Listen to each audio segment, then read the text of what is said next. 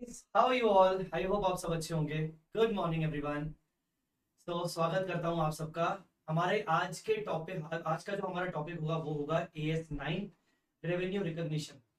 तो आज के सेशन में AS9 हम कितना करने वाले हैं। AS9 का देखिए कॉन्सेप्चुअल पार्ट तो मैं आपको पूरा कंप्लीट करवा दूंगा आज की क्लास में। अगर थोड़ा बहुत मुझे एक्स्ट्रा टाइम मिला तो शायद मैं उसके दो चार क्वेश्चंस भी आपके साथ डिस्कस कर लूं। अदरवाइज क्वेश्चंस के लिए हो सकता है मुझे एक और लेक्चर लेना पड़ जाए। ठीक है। सर वैसे आज सुबह क्यों, सर सुबह की क्लास क्यों ले रहे हो? बिकॉज शाम को आज मुझे अपना दूसरा कोई सेशन लेना है। CA फाइनल का सेशन लेना है, तो आज मैंने सोचा कि पहले बच्चों को आप सबको निपटा देते हैं आज। चलिए, सो गुड मॉर्निंग एवरीवन। जो जो बच्चा अवेलेबल है वो सबसे पहले लाइक कर दे लेक्चर को। कौन कौन बच्चे अवेलेबल है? मुस्तफा, शहजैब, अंकिता, भरत, रोशन, लक्षिता, भूमिका, स्नेहा, अवध, शिवम, अंजलि, सलोनी, अर्चना, मिहिर, ऋषिकेश, चेतना। हाँ जी, कॉपी 52। चलिए, Atharv, Janvi, good morning guys. चलिए, मैं आज आपको क्या करवाने वाला हूं? AS9 करवाने वाला हूं। ठीक है, AS9 करवाने वाला हूं। AS9 के अंदर क्या क्या हम करने वाले हैं? देखो, AS9 ना एक रेवेन्यू रिलेटेड स्टैंडर्ड है। अगेन, जो मैंने पिछला AS आपको पढ़ाया था, AS5 आपको याद है? वहां पर मैंने आपको क्या बोला कि AS5 P&L बेस्ड स्टैंडर्ड है। AS5 P&L बेस्ड स्टैंडर्ड है। ठीक है। अच्छा, AS5 के रिगार्डिंग ना मैं आपके साथ एक चीज शेयर करना चाहता हूं, आपको बड़ी पसंद आएगी। AS5 की अंदर मैं आपको एक चीज शेयर करना चाहता हूं। Wait a minute.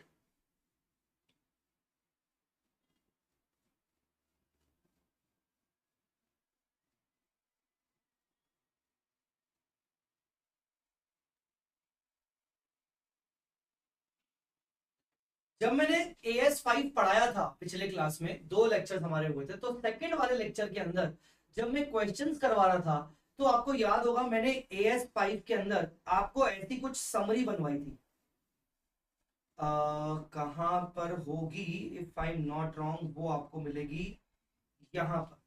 हमने कुछ समरी बनाई थी ऐसी, याद है आपको? हाँ।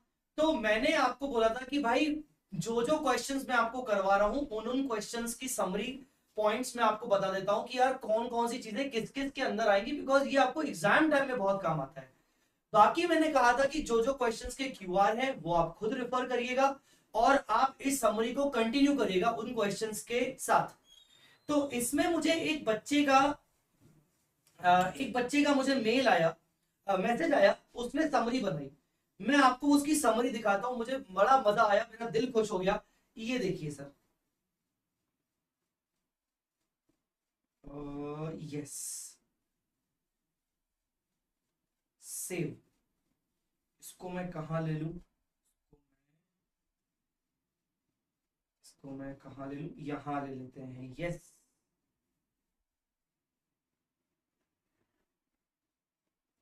ये देखिए, एक बच्चे ने मुझे प्रॉपर समरी बना के दी, जो मैंने बनाई थी उसी के कंटिन्यूशन में उस बच्चे ने और भी उसके अंदर चीजें डाल दी। सो आई वॉज वेरी इंप्रेस्ड।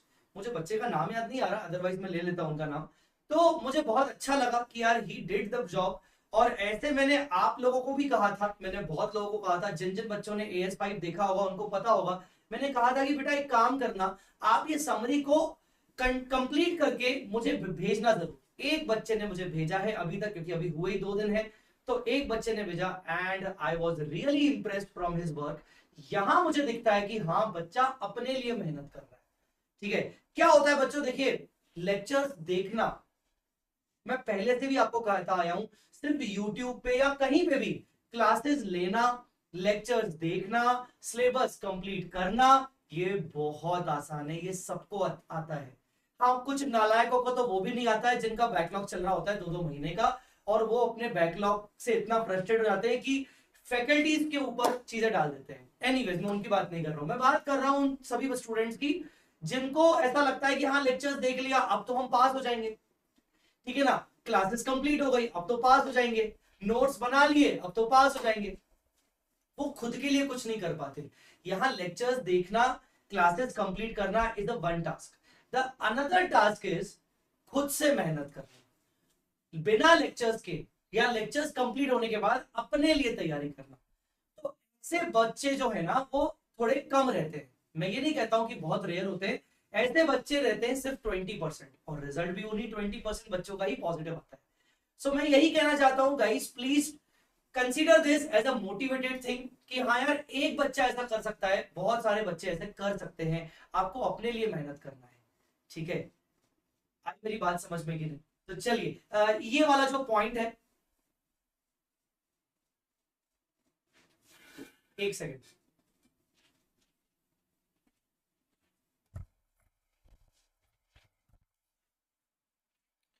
अभी अभी आ रहा है वॉइस, अभी प्रॉपर वॉइस आ रहा है।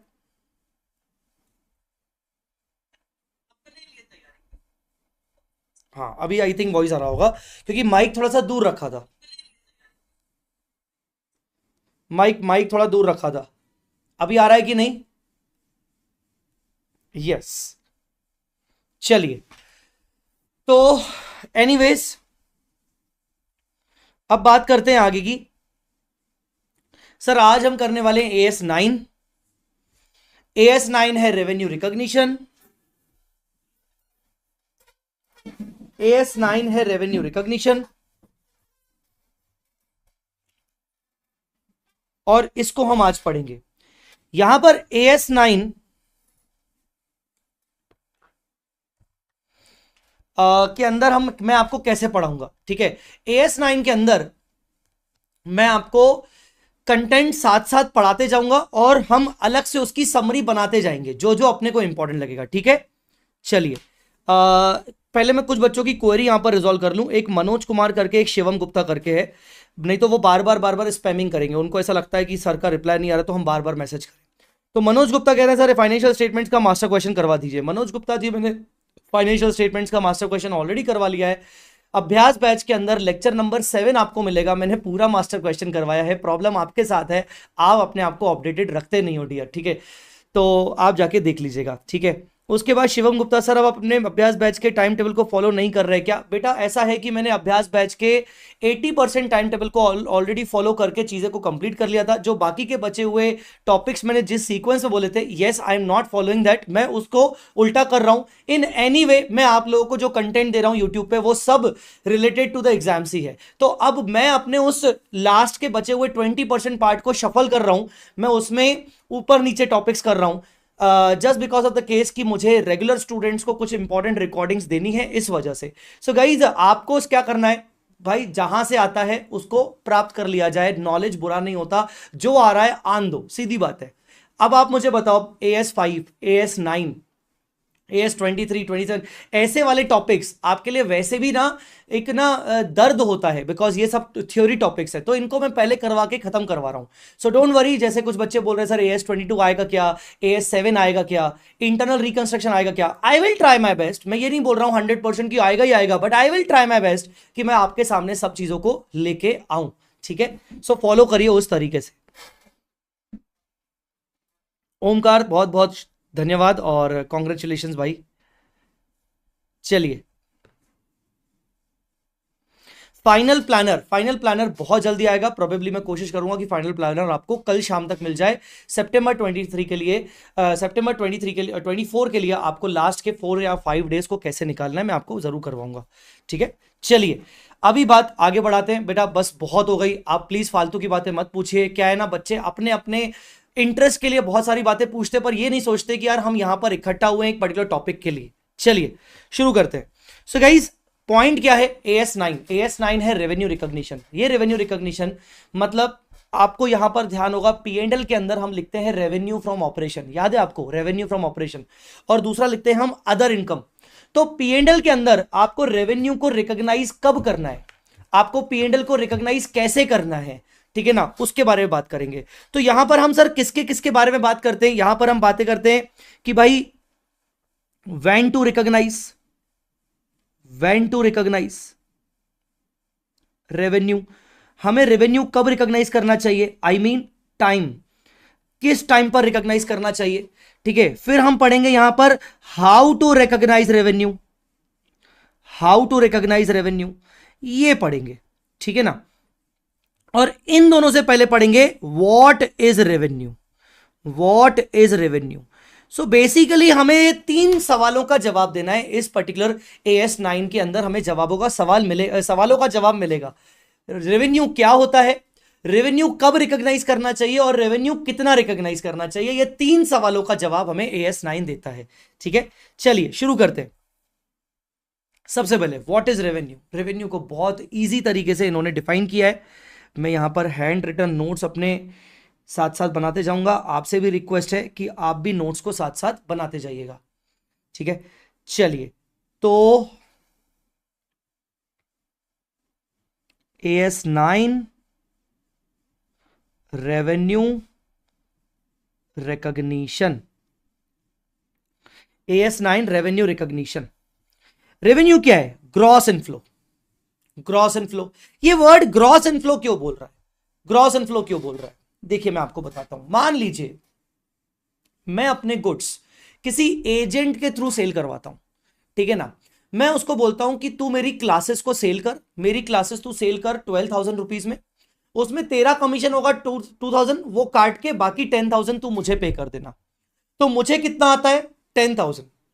तो क्या 10,000 जो मुझे आया मेरे लिए वो रेवेन्यू हुआ? The answer is no. मेरे लिए रेवेन्यू 12,000 हुआ और मैं 2,000 का एक्सपेंस दिखाऊंगा।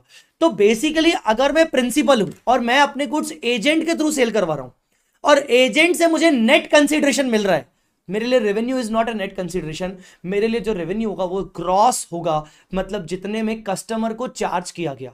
तो कस्टमर को कितने में चार्ज किया गया, that is called gross revenue, gross inflow. तो रेवेन्यू क्या है? रेवेन्यू मतलब ग्रॉस इनफ्लो ऑफ क्या?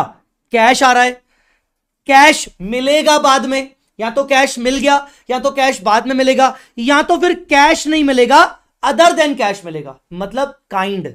यहां पर हो गया इन काइंड। तो रेवेन्यू कैश में भी हो सकता है, हां रेवेन्यू काइंड में भी हो सकता है, पर रेवेन्यू जो भी होगा वो ग्रॉस होगा।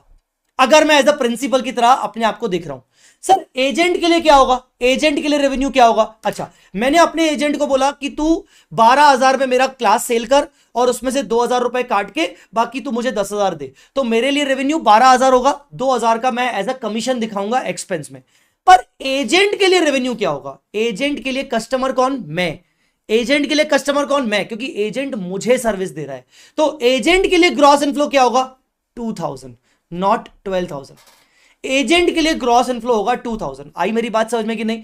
तो ये डिपेंड करता है कि तुम एज अ प्रिंसिपल हो या फिर एज अ एजेंट हो। अगर तुम प्रिंसिपल हो तो प्रिंसिपल के लिए रेवेन्यू क्या होगा? जो भी कस्टमर से चार्ज किया जा रहा है। और एजेंट के लिए रेवेन्यू क्या होगा? जो भी एजेंट अपने प्रिंसिपल से चार्ज कर रहा है।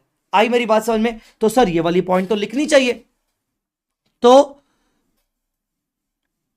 यहां पर हम लिखेंगे revenue is a gross inflow charged from customer। हम जो कस्टमर से चार्ज करते हैं for principal revenue is amount charged from customer. ठीक है ना? ठीक है। For agent revenue is a commission amount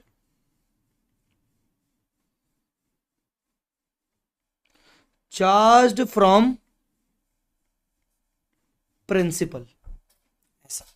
तो रेवेन्यू क्या है? एक ग्रॉस इनफ्लो है जो हम कस्टमर से चार्ज करते हैं।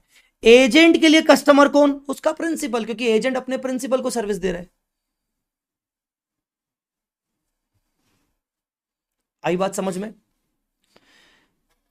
दीक्षिता गोयल, सर कल आपसे मैंने फाइनेंशियल स्टेटमेंट का एक डाउट पूछा था, आपने रिप्लाई नहीं किया। बेटा मैंने रिप्लाई नहीं किया तो उसमें आपको अगर हो सकता है ऑटो मैसेज आया हो, ऑटोमेटिक मैसेज आया होगा कि आप अपना डाउट एक दूसरे नंबर पर भी भेज सकते हैं। बेटा मैं सुबह से लेकर रात तक क्लासेस ले रहा हूँ, 8 घंटे की क्लासेस हो रही हैं और उसके अलावा बाकी चीज़ें जो होता है उस चक्कर में कभी कभार डाउट का रिप्लाई हो सकता है लेट आए, ठीक है ना, गलती आपकी नहीं है, पॉइंट बस इतना पॉइंट समझाना चाह रहा हूँ कि यार थोड़ा सा हमें भी सांस लेने का टाइम कभी कभार कम मिलता है, बाकी चीज़ें करने का टाइम कम मिलता है। अगर आपने ध्यान दिया हो तो शायद आपको एक ऑटो मैसेज आया होगा, उसमें लिखा होगा नंबर कि इंटर वाले बच्चों के लिए एक और नंबर है, वहां पर भी वो डाउट पूछ सकते हैं।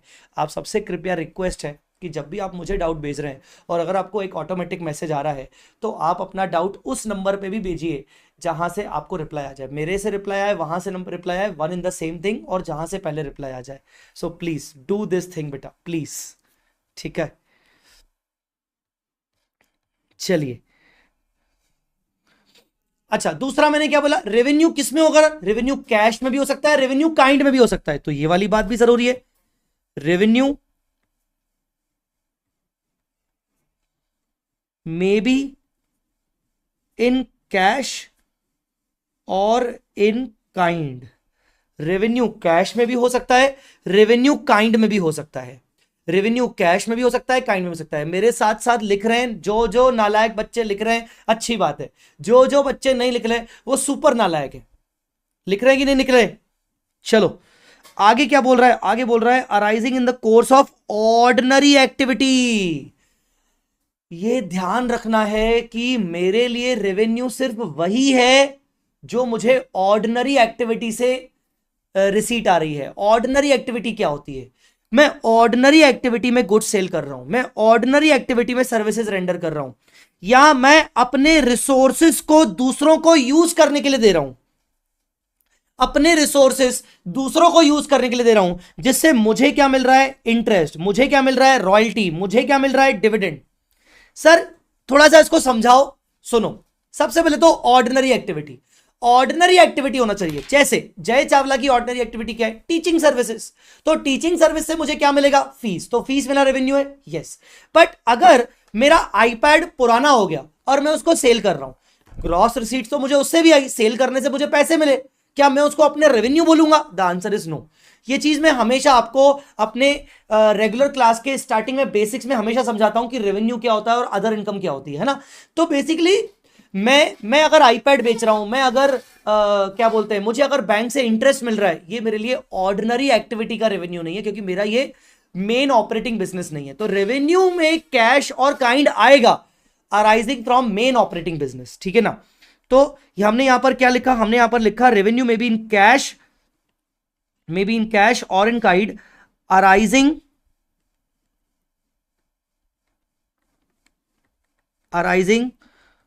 फ्रॉम ऑर्डिनरी बिजनेस एक्टिविटी, जो ऑर्डिनरी बिजनेस एक्टिविटी से अराइज हो।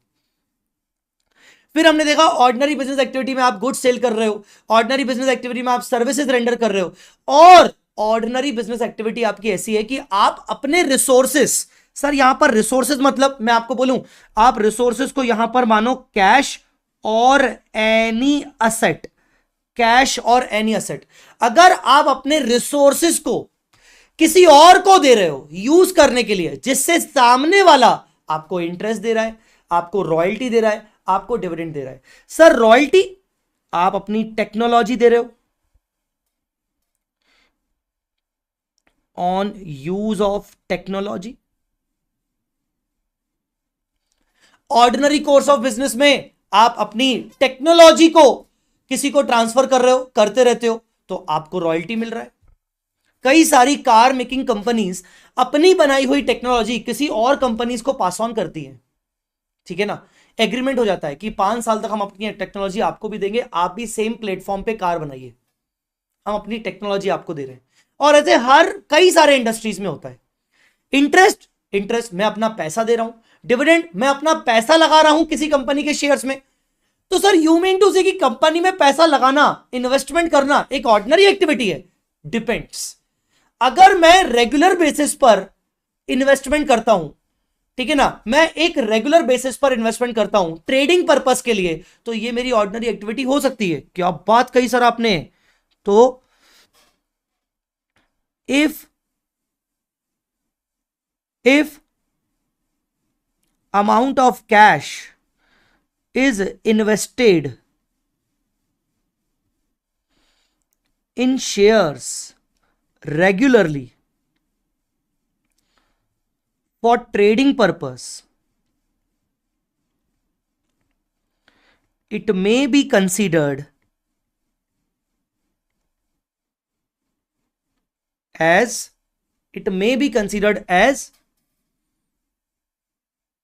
कंपनी के शेयर्स में ये एज अ बिजनेस एक्टिविटी की तरह लगा रहे हैं कि बिजनेस एक्टिविटी की तरह नहीं लगा रहे हैं, ठीक है ना।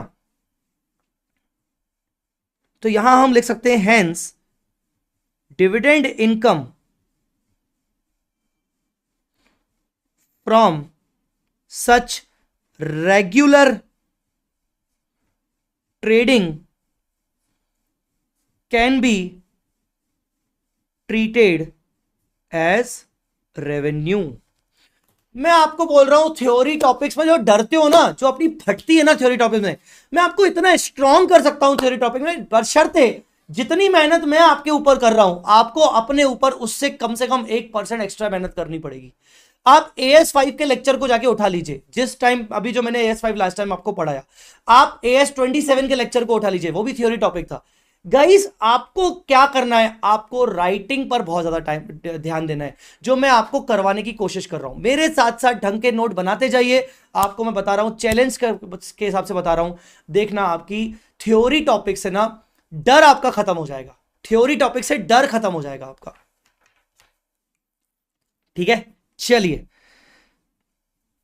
तो बहुत सारी चीजें हमने इस पर्टिकुलर रेवेन्यू की डेफिनेशन से समझी। रेवेन्यू की डेफिनेशन से हमने क्या समझा, ग्रॉस के बारे में हमने समझा, कैश समझा, काइंड समझा, ऑर्डिनरी बिजनेस एक्टिविटी समझा, ठीक है ना। फिर हमने समझा कि भाई रिसोर्सेस मतलब कैश और एनी अदर एसेट को यूज करने से हमें इंटरेस्ट मिल सकता है, रॉयल्टी मिल सकता है, डिविडेंड मिल सकता है, बहुत सारी चीजें समझी। बताइए किसी को डाउट है क्या, टेल मी, किसी को डाउट है क्या। एक और पॉइंट लिख लेता हूं, एक और पॉइंट लिख लेता हूं, revenue can B in form of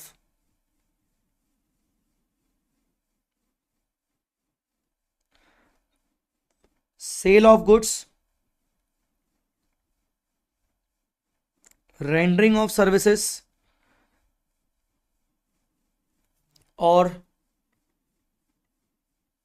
interest, dividend, royalty arising from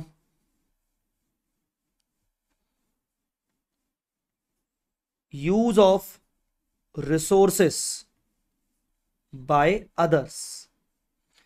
कुछ लोग हमारे resources use of entities resources, better रहेगा कि मैं इसको use of entities resources by others कर दूं। अरे मुझे रिप्लाई करो रे नालायकों, समझ में आ रहा है कि नहीं।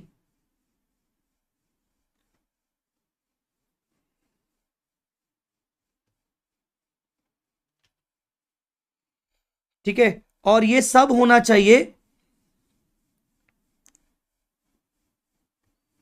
Should be ordinary business activity. ये आपकी ऑर्डिनरी बिजनेस एक्टिविटी होनी चाहिए, ठीक है। ये आपकी ऑर्डिनरी बिजनेस एक्टिविटी होनी चाहिए। चलिए आगे बढ़े। अब देखिए कुछ एग्जांपल्स को पढ़ लेते हैं, examples on revenue nature transactions. कुछ एग्जांपल्स आपके रेवेन्यू नेचर के होंगे, कुछ एग्जांपल्स आपके नॉन रेवेन्यू नेचर के होंगे। एक्चुअली वो अगले पेज पर चला गया है, ठीक है ना। रेवेन्यू नेचर के ट्रांजेक्शन आपका एग्जांपल नंबर 1, एग्जांपल नंबर 3, ये नॉन रेवेन्यू एग्जांपल 2 और एग्जांपल 4। आइए कुछ एग्जांपल्स को पढ़ते हैं जिससे हमारी और एक बेसिक अंडरस्टैंडिंग बढ़ जाएगी। ST Limited is a real estate developer builder. It is into the business of buying and selling the properties.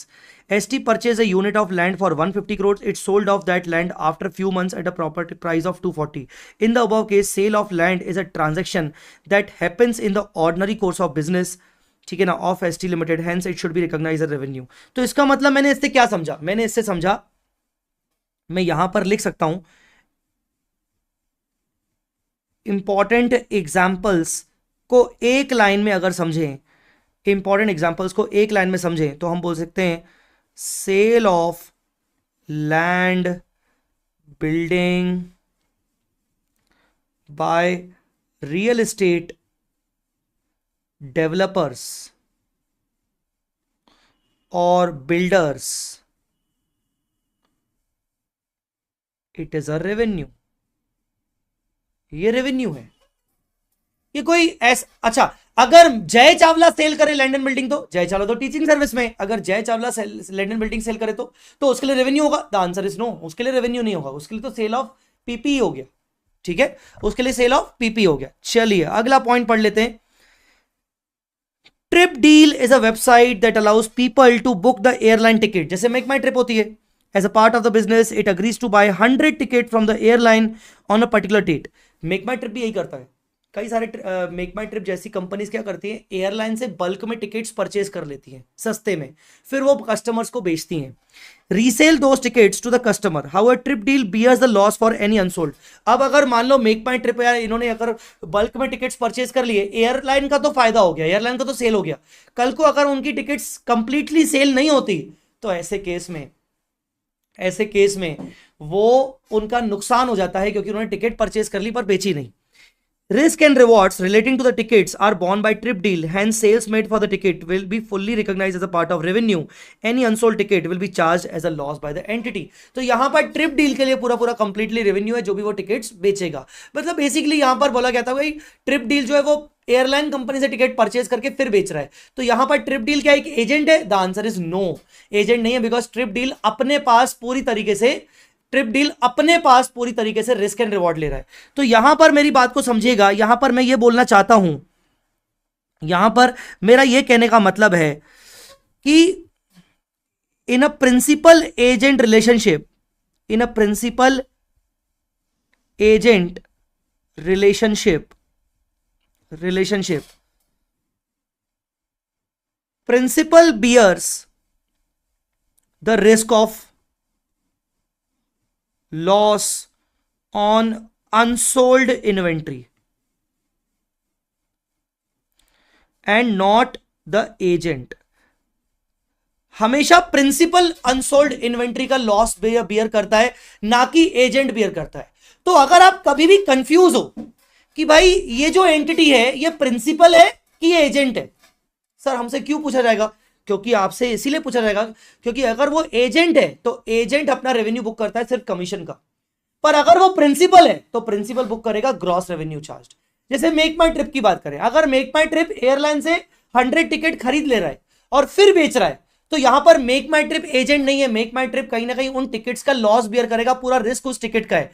तो मेक माई ट्रिप भले वो किसी दूसरी एयरलाइन कंपनी की टिकट बेच रहा है, पर यहां पर मेक माई ट्रिप अपने आप में एक प्रिंसिपल है। यहां पर एयरलाइन और मेक माई ट्रिप के बीच में जो ट्रांजेक्शन हो रहा है वो B2B ट्रांजेक्शन हो रहा है, बिजनेस टू बिजनेस ट्रांजेक्शन हो रहा है। यहां पर मेक माई ट्रिप एयरलाइन के बिहाफ पर सेल नहीं कर रहा है।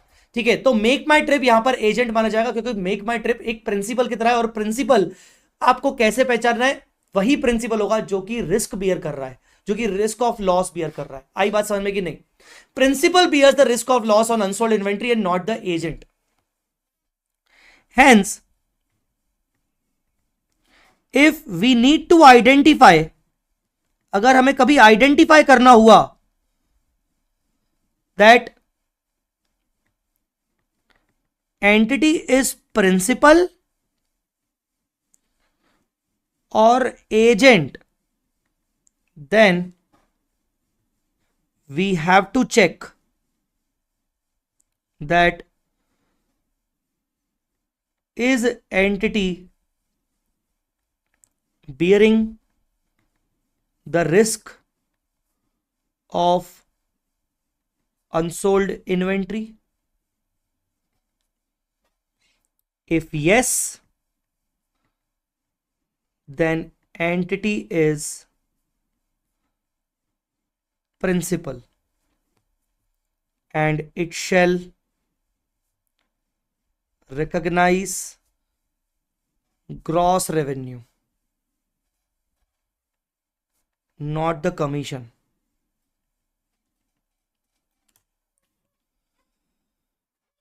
समझा कि नहीं?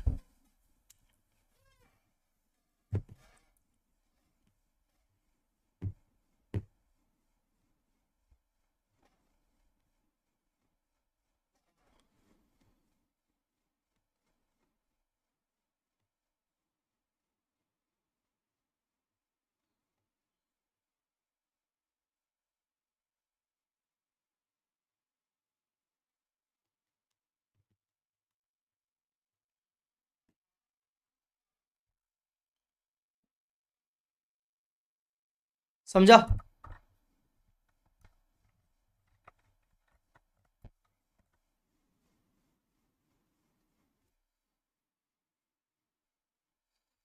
सबको क्लियर हुआ? चलिए, ये एक एग्जांपल हो गया। अब कुछ एग्जांपल देख लेते हैं कि जो रेवेन्यू नहीं होते। Entity XY sells a machine being used at its factory price of 2 lakhs, the carrying value of the machine 1.8. Sale of the machine does not increase the revenue of XY but is an example of capital receipt. Machine बेच रहा है, machine वो use करता है at its factory, factory में machine use कर रहा हूं, तो क्या मेरे लिए वो रेवेन्यू है? नहीं। अगर मैं कोई पीपी बेच रहा हूं तो वो मेरा रेवेन्यू नहीं है, ठीक है ना? तो मैं क्या बोल सकता हूं यहां पर एग्जांपल में, sale of any PPE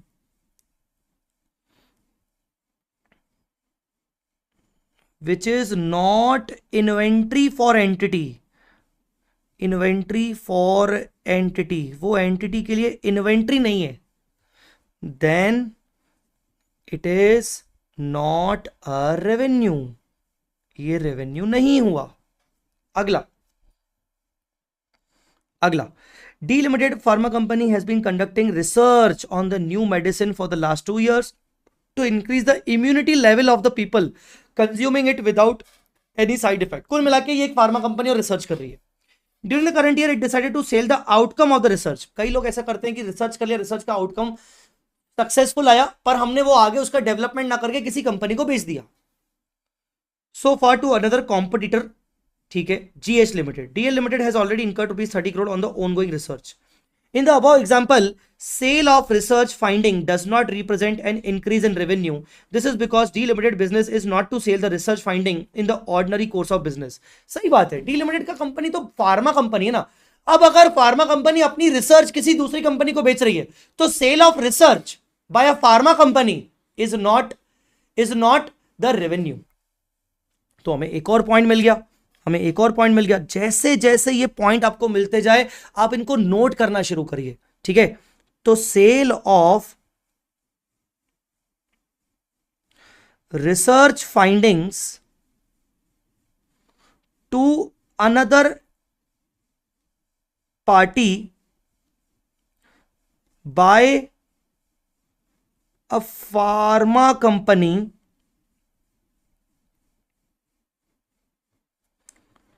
cannot be treated as revenue। आप इसको रेवेन्यू नहीं मानोगे।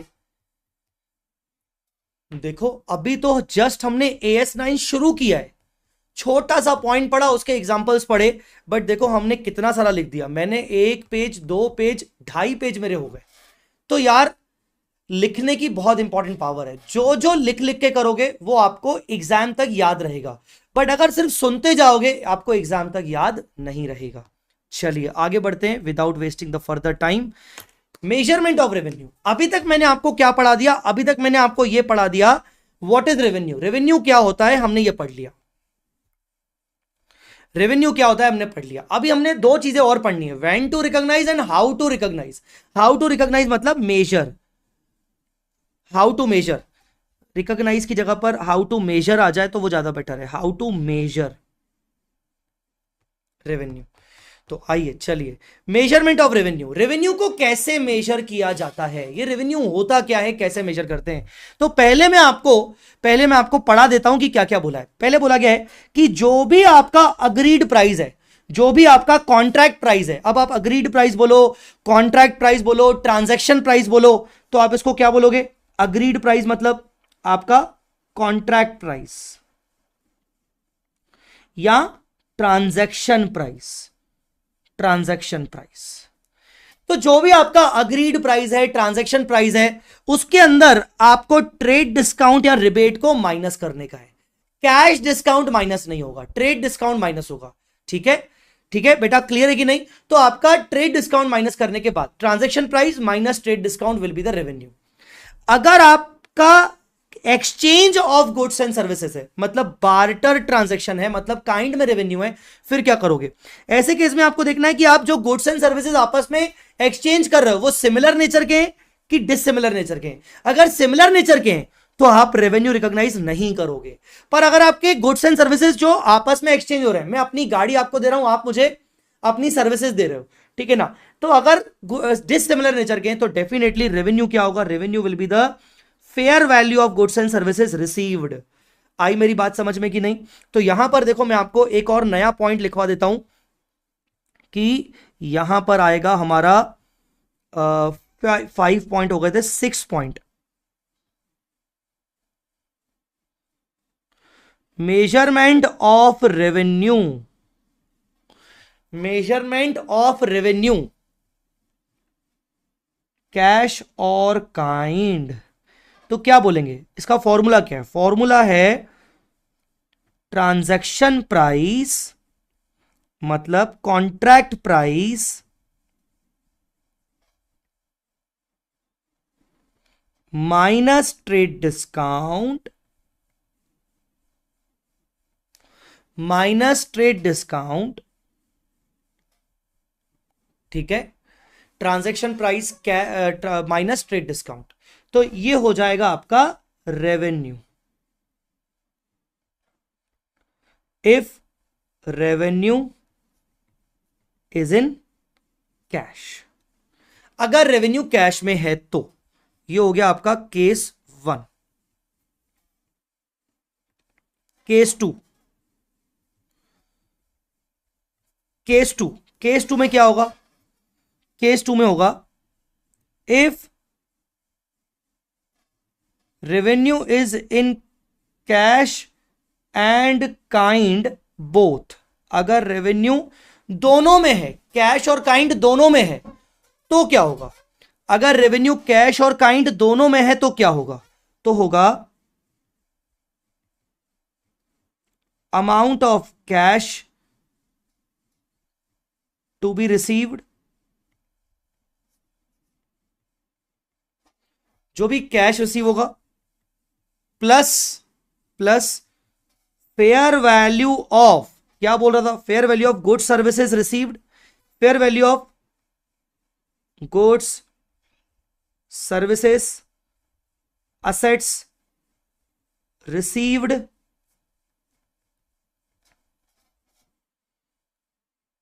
ऑब्वियसली इसमें कौन सा करना है?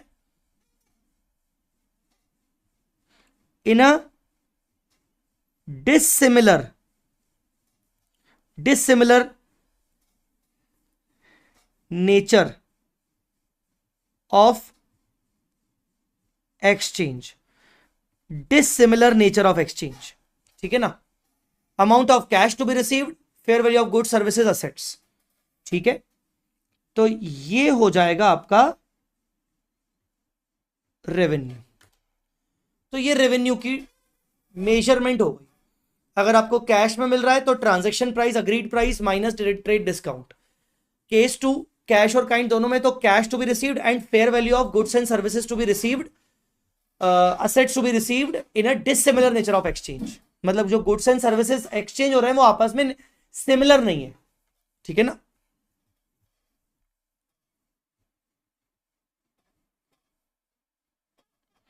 इफ गुड्स सर्विसेज exchanged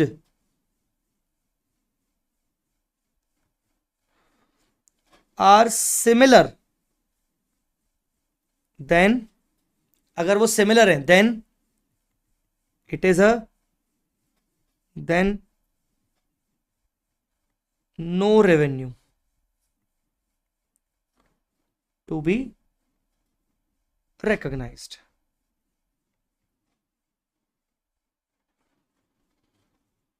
ठीक है।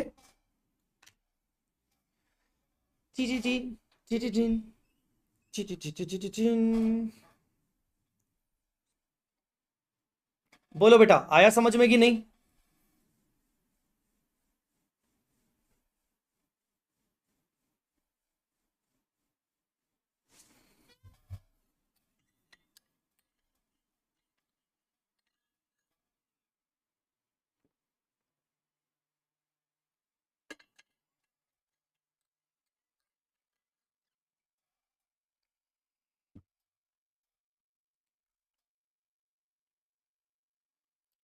सर अभी तक चंगा सी कि नहीं, मुझे जल्दी बताओ। अभी तक सब ठीक लग रहा है कि नहीं लग रहा है? और लेक्चर को अगर अभी तक तुमने लाइक नहीं किया तो गलत बात है, बहुत बड़ी गलत बात है। ये हो गया मेजरमेंट। ये क्या है भाई? Recognition of revenue specifies revenue recognition criteria for 3 basic revenue generating scenario, sale of goods, rendering of service, interest, dividend, royalty. वो तो हमने 3 बातें की। अब हम इसमें पढ़ रहे हैं पहला, सेल ऑफ गुड्स। अब हम पढ़ रहे हैं व्हेन। सेल ऑफ गुड्स से रिकॉग्नाइज कब करोगे? When to recognise. देखो देखो मैं तुम्हें बताया था कि हम पढ़ेंगे व्हाट इज रेवेन्यू, फिर पढ़ेंगे when to recognise and how to measure. तो हमने हाउ टू मेजर भी पढ़ लिया। अब हमें सिर्फ एक ही चीज पढ़ना है, व्हेन टू रिकॉग्नाइज रेवेन्यू। अब हमें पढ़ना है व्हेन टू रिकॉग्नाइज रेवेन्यू, ठीक है। तो हमारा अगला पॉइंट कौन सा होगा? ये पॉइंट था 6th नंबर। अब 7th नंबर पॉइंट होगा हमारा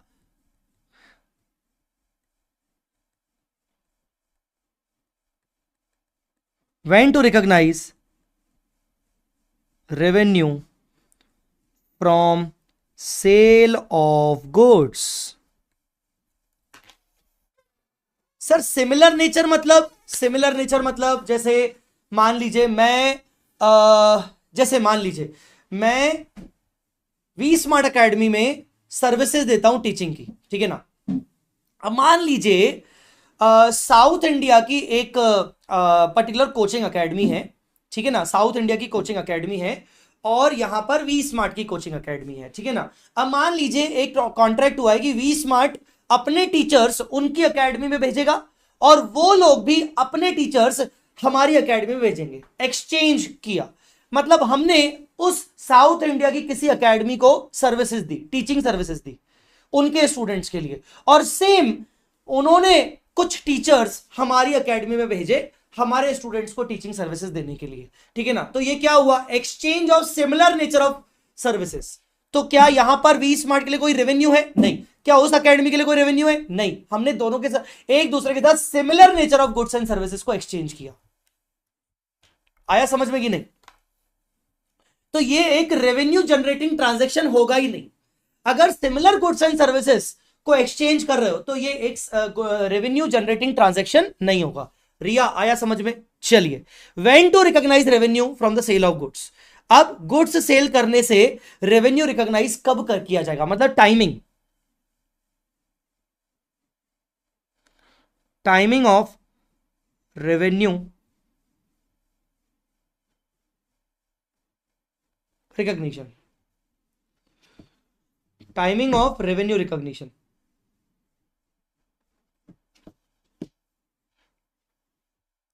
चलिए, तो ये क्या बोल रहा है पहले पढ़ लेते। Entity has from revenue from sale of goods is recognised when all of the following conditions are satisfied. अब मैं आपको बता दूं, ये जितनी भी कंडीशंस है ना, ये आपको लिख के आनी पड़ेंगी, ये आपको याद करना पड़ेगा, ये आपको याद करना पड़ेगा, ठीक है। मैं थोड़ा सा इसको आपको अंडरस्टैंडेबल बना लेता हूँ, थोड़ा हल्का सा सिंप्लीफाई मैं आपको कर लेता हूँ, पर आपको ये याद करके आना पड़ेगा कि हमें रेवेन्यू रिकॉग्नाइज कब करना पड़ेगा। क्वेश्चन किस प्रकार के आएंगे? क्वेश्चन आएगा कि ना मैंने अपने कस्टमर को गुड्स सेल कर दिए पर उसने मेरे से अभी तक डिलीवरी नहीं ली, उसने मेरे से डिलीवरी नहीं ली, पर मैंने बिलिंग कर दी है, तो अब मुझे बताइए मैं रिकॉग्नाइज कब करूं, ठीक है। दूसरा क्वेश्चन आएगा कि मैंने अपने कस्टमर को गुड्स सेल कर दिया और उसको मुझे उसकी फैक्ट्री तक गुड्स पहुंचाने हैं, तो मुझे बताइए मैं रेवेन्यू रिकॉग्नाइज कब करूं? अभी करूं कि जब तक फैक्ट्री तक उसके गुड्स नहीं पहुंच जाते? बताओ कब करूं? तो ऐसे क्वेश्चन टाइमिंग के लेकर आएंगे कि अभी करूं कि बाद में करूं। ऐसे केस में आपको क्वेश्चंस का जवाब देने के लिए आपको पहले ये बताना पड़ेगा कि भाई ये कंडीशंस फुलफिल हो जाएंगे, और उसके बाद मतलब प्रोविजन के अंदर आपको ये लिखना पड़ेगा, फिर फैक्ट्स तो आपको क्वेश्चन के अकॉर्डिंग फैक्ट्स एंड कंक्लूजन लिखना पड़ेगा, ठीक है। पवन कोहली, थैंक यू सर, आपके प्रैक्टिस बैच से बहुत कॉन्फिडेंस इंक्रीज हो गया। प्रैक्टिस बैच नहीं है, अभ्यास बैच है भाई। मेरे ब्रांड का सही उपयोग, सही नाम लो। It's not a practice batch, it's a अभ्यास बैच, जो मैंने नाम बनाया है अभ्यास बैच। पवन भाई फिर से थैंक यू बोलो अभ्यास बैच का नाम बोल के। चलो थैंक यू सो मच। वैसे तो आइए, तो कब रिकॉग्नाइज करना है, टाइमिंग क्या होगा? तो यहां पर लिखेंगे the entity has transferred to the buyer the significant risk and reward. सबसे पहली बात आपको यह ध्यान रखनी है कि जब तक तुम रिस्क एंड रिवॉर्ड ट्रांसफर नहीं कर देते, गुड्स का रिस्क सामने वाले बायर को ट्रांसफर नहीं कर देते तब तक तुम रेवेन्यू बुक नहीं करोगे। सर रिस्क मतलब रिस्क ऑफ लॉस।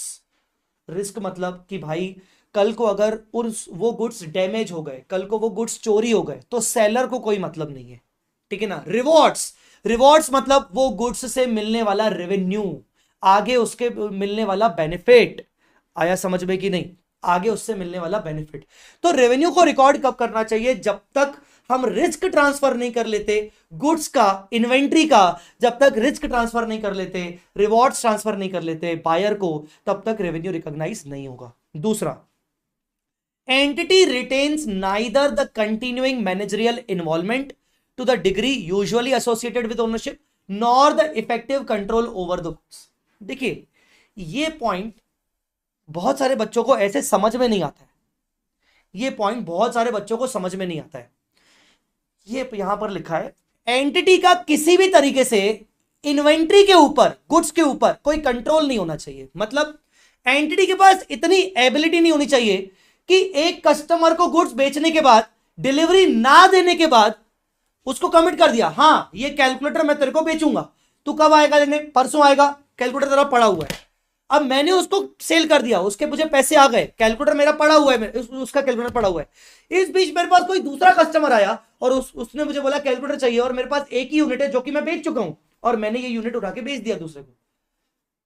अगर मैं ऐसा कर पा रहा हूं मतलब इस कैलकुलेटर के ऊपर कंट्रोल आज भी मेरा है, डिसीजन मेकिंग आज भी मेरी है। तो यहां पर continuing managerial involvement, continuing managerial involvement मतलब डिसीजन मेकिंग, डिसीजन मेकिंग।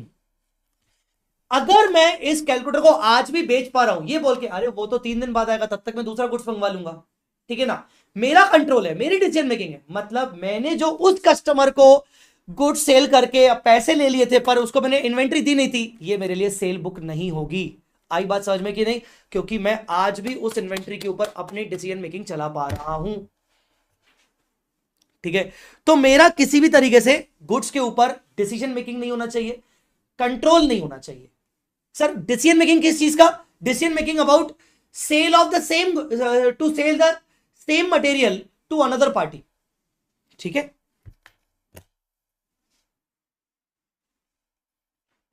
आई बात समझ में?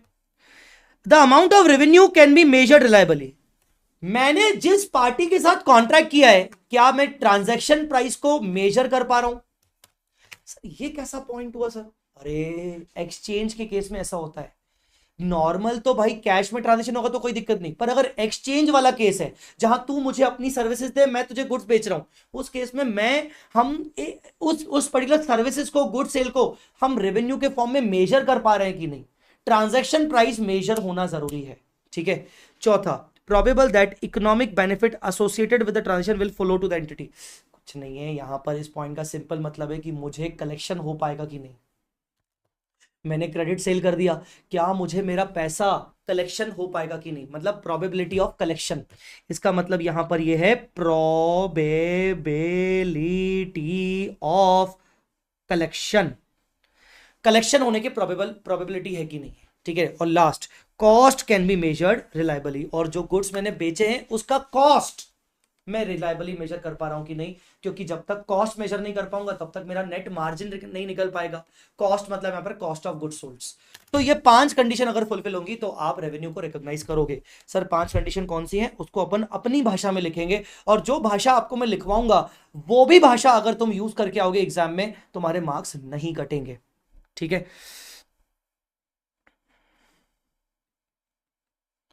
all 5 conditions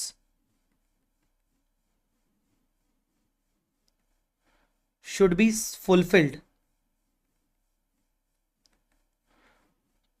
to recognize the revenue.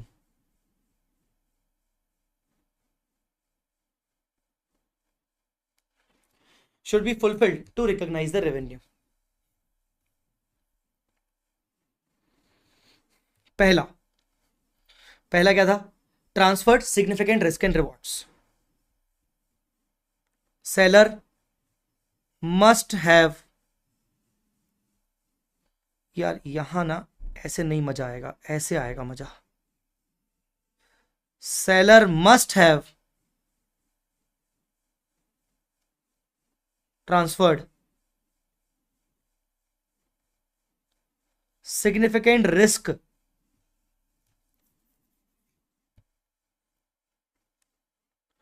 and rewards over goods to buyer. Seller ने बायर को गुड्स के ऊपर का रिस्क एंड रिवॉर्ड ट्रांसफर कर दिया है, रिस्क एंड रिवॉर्ड ट्रांसफर कर दिया है।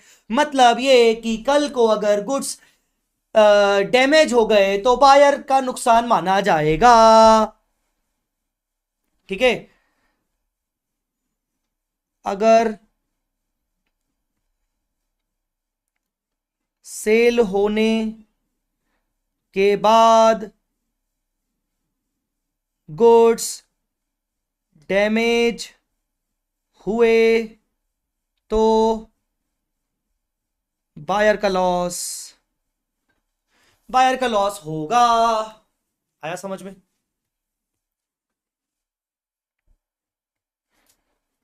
आया समझ में? तो रिस्क एंड रिवॉर्ड ट्रांसफर हो जाने चाहिए। सेलर के पास किसी भी तरीके से गुड्स के ऊपर कंट्रोल नहीं होना चाहिए, डिसीजन मेकिंग नहीं होनी चाहिए। सर किस टाइप का कंट्रोल, किस टाइप की डिसीजन मेकिंग? कि भाई गुड्स सेल करके डिलीवरी ना देके वही गुड्स वो किसी और पार्टी को सेल कर रहा है, ऐसा नहीं दिखना चाहिए। ठीक है, आई बात समझ में? तो seller does not retain any control over the sold goods। किसी प्रकार का कंट्रोल सोल्ड गुड्स पे नहीं होना चाहिए। और does not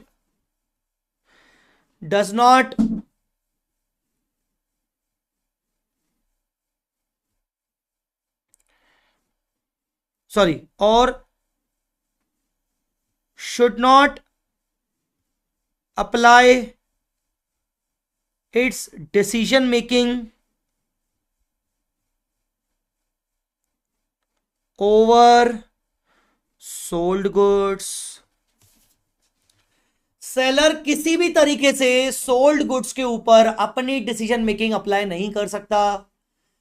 मतलब इसका यह हुआ कि भले मैंने गुड्स, अगर मैंने गुड्स सेल कर दिए हैं, मतलब एग्रीमेंट हो चुका है, पर अभी डिलीवरी पास ऑन नहीं हुआ, तो क्या मैं उन गुड्स को कहीं और सेल कर सकता हूं?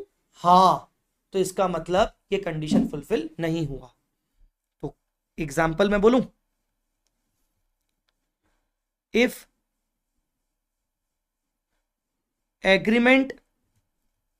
agreement done, agreement to sell is done with one party, but delivery of goods not yet passed, and seller has right to sell such goods to another party,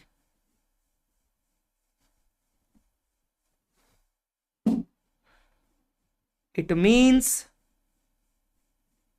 seller has retained the control over goods। Seller has retained the control over goods। Seller should not recognize revenue from first party। Seller अपनी first party से revenue recognise नहीं कर सकता है। Sir goods अगर instalment में cell कर रहे हो तब तब कब का रिकॉग्नाइज लास्ट इंस्टॉलमेंट पर डिलीवर होगा क्या? आएंगे ना बेटा सूरज, थोड़ा सा वेट करो, थोड़ा सा वेट करो, आएंगे ना, उस पर भी आएंगे, डिपेंड करता है बेटा वो भी। पहले थोड़ा सा पहले बेसिक अंडरस्टैंडिंग सारे इसकी कर लें अपन कंडीशंस की। मैं आपको हर एक कंडीशन समझाते समझाते उसके एग्जांपल्स भी देते जा रहा हूं, ताकि ताकि आपको कहीं प्रॉब्लम ना आए, ठीक है?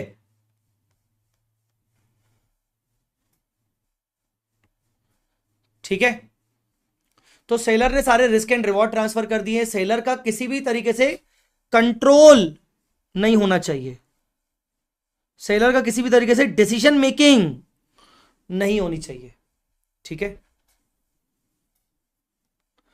चलो, amount of revenue can be measured reliably. हाँ, यहां पर सर इतना आसान point, revenue can be measured reliably मतलब क्या है sir?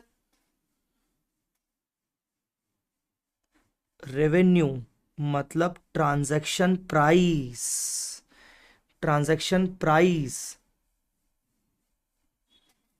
Should be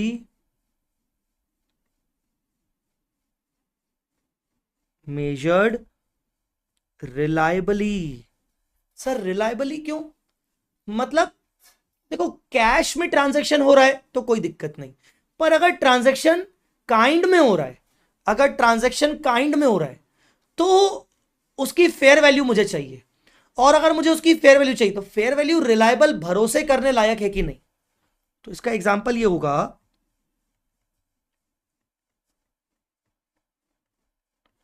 if transaction is in kind then fair value should be reliable.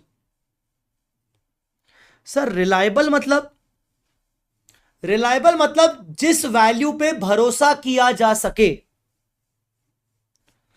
जिस वैल्यू पे भरोसा किया जा सके, जिस वैल्यू पर भरोसा किया जा सके।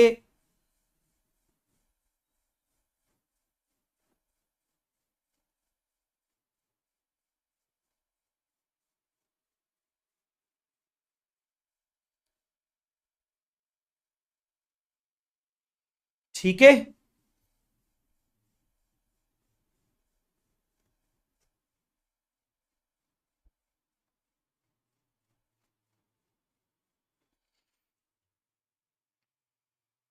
सर इफ एग्जांपल, अगर रेंट देना is a ordinary course of business activity तो AS2 लगेगा ना, पर जो रेंट आएगा वो रेवेन्यू रिकॉग्नाइज AS9 में करेंगे। बेटा सुन वरुण तिवारी, रेंट पे देना, रेंट पे देना, ठीक है ना, इज एन ऑर्डिनरी एक्टिविटी। ठीक है, तो जिस चीज को तू रेंट पे दे रहा है, ठीक है ना, वो देखना पड़ेगा कि वो कौन सी आइटम है, ठीक है ना। जैसे तू प्रॉपर्टी को रेंट पे दे रहा है तो तू उसको पीपीई बोलेगा, बिकॉज वो AS10 में कवर होती है, तू उसको AS2 में नहीं लेके जाएगा। तो अगर तू प्रॉपर्टी को रेंट पे देता है, रेंट पे देना तेरे लिए ऑर्डिनरी कोर्स ऑफ बिजनेस है, उसको तू पीपीई मानेगा, इन्वेंट्री नहीं मानेगा, AS10 में बताया गया है। हाँ, उससे जो रेवेन्यू आ रहा है तो उसको वो AS9 में रेवेन्यू बुक करेगा, ठीक है। वेहीकल देना, ठीक है ना, वेहीकल देना तेरा अगर course of ordinary course of business activity है, रेंट पे देना ordinary course of business activity है व्हीकल, तो वो भी देखना पड़ेगा कि वो पीपी की डेफिनेशन में आ रहा है कि वो इन्वेंट्री की डेफिनेशन में आ रहा है। आपको पीपी और इन्वेंट्री की डेफिनेशन चेक करनी पड़ेगी। आई मेरी बात समझ में कि नहीं? ठीक है, तो significant risk and reward transfer कर दिए किसी को सामने मैंने, कोई कंट्रोल नहीं है मेरा उसके ऊपर, कोई डिसीजन मेकिंग नहीं है मेरा उसके ऊपर, और ट्रांजैक्शन प्राइस को मैं मेजर रिलायबली कर सकूं। ट्रांजैक्शन प्राइस अगर काइंड में है तो फेयर वैल्यू उसकी रिलायबल होनी चाहिए, रिलायबल होनी चाहिए मतलब जिस वैल्यू पे भरोसा किया जा सके, ठीक है। चलो, और economic benefits associated with the transaction will flow to the entity. अब ये पॉइंट इतना वेग तरीके से, मतलब ये याद ही नहीं होगा आपको ऐसे पढ़ोगे तो इसको अलग तरीके से लिखेंगे अपन। इसको कैसे लिखेंगे अपन? इसको लिखेंगे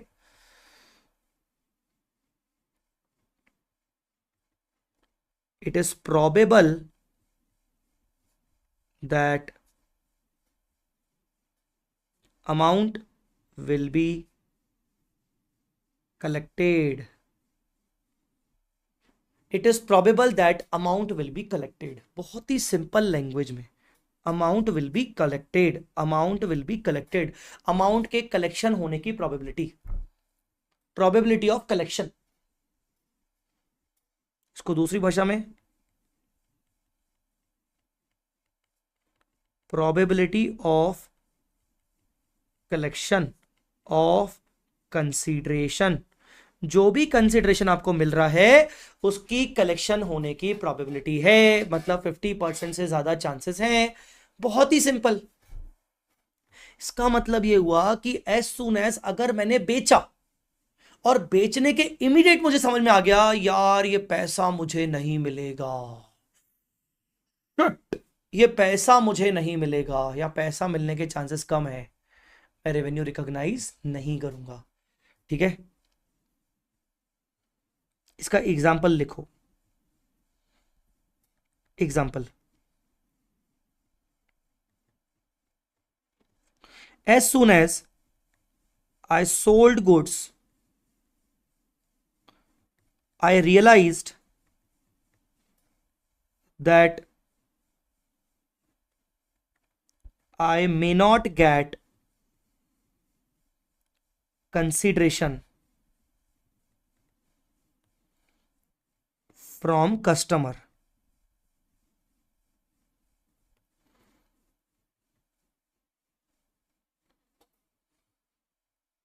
I should not recognize revenue till the actual amount is received. अब जब तक मुझे एक्चुअल अमाउंट रिसीव नहीं हो जाता तब तक मैं बुक नहीं करूंगा रेवेन्यू, क्योंकि मुझे रियलाइज हो गया कि मेरे को चांसेस कम है, probability is very low, probability is very low. ठीक है, एक और example,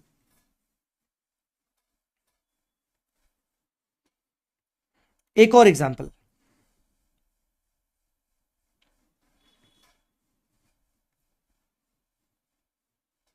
on the date of sale of goods,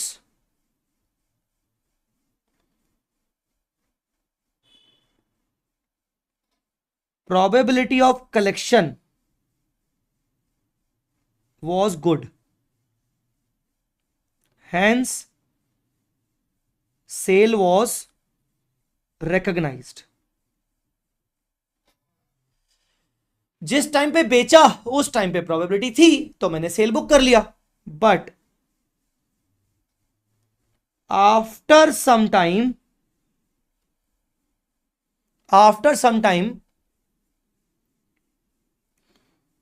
seller expects not to get consideration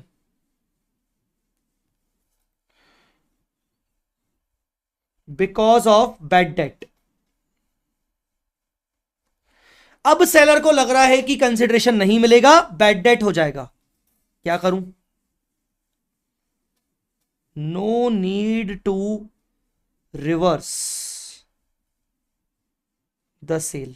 एक बात बताओ, बचपन से आपको क्या सिखाया गया है? जब सेल बुक कर लेते हो तो उसके बाद अगर आपको लगता है कि आपका पैसा रिकवर नहीं हो पाएगा तो क्या आप सेल को रिवर्स करते हो? क्या सेल रिटर्न बुक करते हो? नहीं, आप बैड डेट बुक करते हो।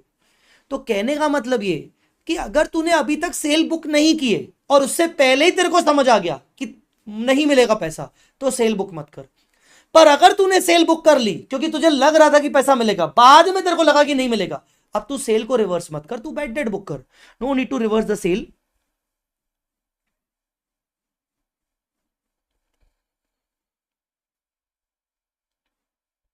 Bad debts should be recognised. तेरे को बैड डेट रिकॉग्नाइज करने पड़ेंगे। आई बात समझ में कि नहीं? आई बात समझ में कि नहीं? तो ये ध्यान रखना है कि तेरे को सेल करते टाइम पर अगर प्रोबेबिलिटी ऑफ कलेक्शन था तो तू सेल बुक कर ले, बाद में तेरे को लगा कि नहीं पैसा नहीं मिलेगा तो सेल को रिवर्स मत कर। बाद में तेरे को लगा कि सेल का पैसा नहीं मिलेगा तो तू सेल को रिवर्स नहीं करेगा, तू बैड डेट बुक करेगा। आई मेरी बात समझ में? और यही हमें सिखाया गया बचपन से। पर सेल करने के इमीडिएटली तेरे को बाद में लगा कि यार मुश्किल है, पैसा नहीं मिलेगा। अब आपको ना ये पॉइंट बहुत ही इररिलेवेंट लगेगा या बहुत ही इम्प्रैक्टिकल लगेगा कि सर क्या बात कर रहे हो, अगर सेल करते टाइम ही मुझे पता था कि पैसा नहीं मिलेगा तो मैंने सेल क्यों किया। ऐसा नहीं होता माय डियर। कई बार हम सेल ना जब करते हैं ना तो दिमाग नहीं लगाते, कई बार अपनी सेल को जनरेट करने के चक्कर में बस सेल करते जाओ, करते आ तो ले लो ले लो ले लो ले लो ले लो सर, ले लो ले लो ले लो सर, ले लो ले लो। अपने बिजनेस को बढ़ाने के लिए कई बार हम बेवकूफ बन जाते हैं कस्टमर के सामने, कई बार ऐसा होता है। And immediately after that we realise कि अरे यार गलती हो गई यार, को नहीं बेचना था। ठीक है, ऐसा होता है।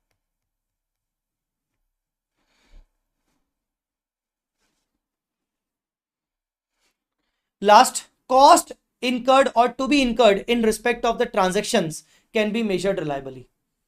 और जो कॉस्ट ऑफ गुड्स सोल्ड है, COGS है, उसकी भी वो जो कॉस्ट ऑफ गुड्स सोल्ड है वो मेजर होनी चाहिए reliably. Cost of goods sold should be measured reliably. इसके बारे में तो सिंपल है, बस कॉस्ट, गुड्स की जो कॉस्ट है वो रिलायबल होनी चाहिए। तो अगर ये 5 कंडीशंस आपकी फुलफिल होती हैं तो आप सेल ऑफ गुड्स का रेवेन्यू बुक कर सकते हो। सारे रिस्क एंड रिवॉर्ड्स आपको ट्रांसफर करने हैं, आपके पास उस गुड्स के ऊपर कोई कंट्रोल नहीं होना चाहिए, सेलर का कोई कंट्रोल नहीं होना चाहिए, सेलर का कोई डिसीजन मेकिंग राइट्स नहीं अभी भी नहीं होने चाहिए।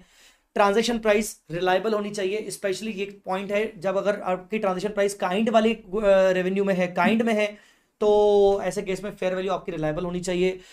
कलेक्शन होने की प्रोबेबिलिटी होनी चाहिए, चांसेस पैसे मिलने के चांसेस ना मिलने से ज्यादा अच्छे हैं। और last, cost of goods sold भी मेजर रिलायबली होना चाहिए। That's it. अगर ये कंडीशंस फुलफिल होती हैं तो आप अपनी सेल को बुक कर सकते हो, रेवेन्यू रिकॉग्नाइज कर सकते हो टाइमिंग का हिसाब से। अब इसके नीचे आपके सामने बहुत सारे पॉइंट्स आपको मिलेंगे कि सर इनमें क्या होगा, इनमें क्या होगा, इनमें क्या होगा। मैं आपको बोलूंगा एक बार आपको ये रीड कर लेना चाहिए, ये एक बार आपको खुद से रीड करना चाहिए, आपको रियलाइज होगा कि कौन से केसेस में क्या क्या होता है। तो what I am doing, I am giving you 5 minutes. मैं आपको 5 मिनट का टाइम दे रहा हूं, 5 मिनट के अंदर आप इसको रीड करो और रीड करके मुझे बताओ कि आपको इसमें कौन सा वाला पॉइंट नहीं समझा। अदरवाइज मैं आपको बता दूं कि ये बहुत इंपॉर्टेंट है, कभी कभार इसमें से डायरेक्ट सवाल आ जाता है और आपको अपना प्रोविजन इस तरीके से 5 पॉइंट्स लिख के, ऑब्वियसली आप एग्जाम्पल वगैरह मत लिखना, ये पॉइंट्स लिख के आपको फिर फैक्ट्स एंड कंक्लूजन लिखना पड़ता है। तो आप इसको रीड करिए, आपको मैं 5 मिनट का टाइम दे रहा हूं, आप इसको रीड करिए एंड देन विल कंटिन्यू। अपना जो नेक्स्ट पॉइंट होगा वो नेक्स्ट पॉइंट अपना रेंडरिंग ऑफ सर्विस वाला होगा, और उसके अगला वाला पॉइंट अपना डिविडेंड, रॉयल्टी और इंटरेस्ट वाला होगा। फिर तो अपना यस लगभग खत्म ही हो जाएगा, ज्यादा चीजें बचेंगी नहीं। तो चलिए पहले आप इसको पढ़ लीजिए। I am giving you 5 minutes, मुझे भी 5 मिनट का टाइम चाहिए।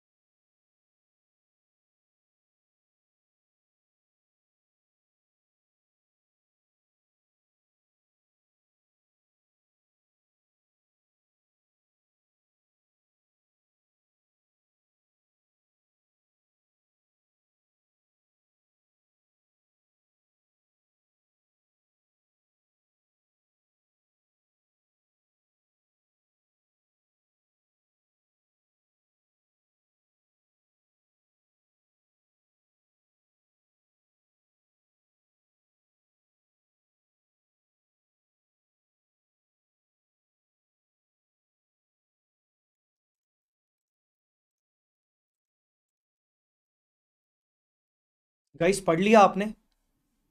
इसमें आपको मुझसे कुछ पूछना है? एक बार जल्दी से जल्दी बता दीजिए। मैं यहीं पर बैठा हूं, आपको मुझसे कुछ पूछना है क्या?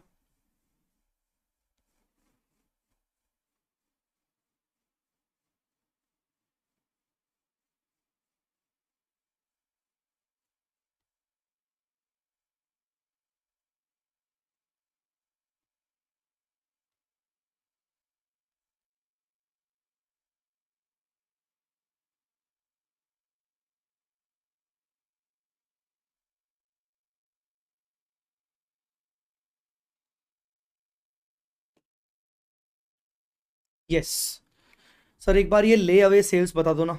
ले away sales, layaway sales, a system of paying a deposit to secure an article for the later purchase. Booking करके रखना। ले अवे सेल्स मतलब बुकिंग करके रख लेना। मान लीजिए मेरे नए लेक्चर्स आने वाले हैं, ठीक है ना, मेरे सीए फाइनल के नए लेक्चर्स आने वाले हैं अक्टूबर में। अभी सीए इंटर का रिजल्ट आया, बच्चों ने मुझसे पूछा कि सर आपके लेक्चर्स कब आएंगे, हमें परचेज करने हैं, कोई नया बैच आ रहा है क्या? मैंने बोला बिल्कुल नया बैच आ रहा है, अक्टूबर में आ रहा है, जिसका प्री बुकिंग अभी अवेलेबल है। प्री बुकिंग अवेलेबल है, तो मैंने उनसे पैसे कलेक्ट कर लिए। ठीक है, क्या मुझे अभी रेवेन्यू रिकॉग्नाइज कर लेना चाहिए? The answer is no. Pre booking बोलते हैं इसको, प्री बुकिंग। तो सर कब करना चाहिए? जब मैं उनका ऑर्डर लगा लूं, उनको बुक्स डिलीवर कर दूं, और एटलीस्ट पहला लेक्चर तो शुरू हो जाए, तब बुक कर लूं। क्योंकि ये सर्विसेज है लॉजिकली। मैंने आपको सर्विस वाला एग्जांपल सेल ऑफ गुड्स में दे दिया, अब इसको दूसरा ले लो कि भाई कोई नया मोबाइल आ रहा है, कोई नया मोबाइल आ रहा है और Amazon ने प्री बुकिंग लेना शुरू कर दिया। मान लो आईफोन 16 आ रहा है, आईफोन 16 आ रहा है, Amazon ने प्री बुकिंग लेना शुरू कर दिया। या आईफोन वाले कंपनी ने, आईफोन ने ही प्री बुकिंग लेना शुरू कर दिया सितंबर में, अक्टूबर अगस्त में, कि भाई हमारा आईफोन 16 लॉन्च होने वाला है, pre booking pre booking pre booking में 5,000 रुपए का डिस्काउंट, ऐसा करके उन्होंने प्री बुकिंग का पैसा ले लिया। क्या उनको सेल बुक कर लेना चाहिए? नहीं, जब तक वो डिलीवर नहीं कर लेते। ऐसा बोलो, सबको क्लियर हुआ ले सेल वाला? Second last point, sale and repurchase agreement. Look out for financing arrangement. कायदे से यहां पर सही नहीं लिखा, मैं इसको ठीक कर दूंगा। सेल एंड रीपर्चेज अग्रीमेंट, देखो सुनो ध्यान से। मैंने आज आपको अपने गुड्स सेल किए, पर मैं अपने पास एक कंडीशन लगा रहा हूं कि मैं ये गुड्स आपसे वापस लूंगा। तो इसको लिखो, sale of goods with right to repurchase by seller. तो इसमें दो बातें बनेंगी, इसको ऐसा लिखना, इसमें दो बातें बनेंगी। Case one, case two, seller is sure that he will repurchase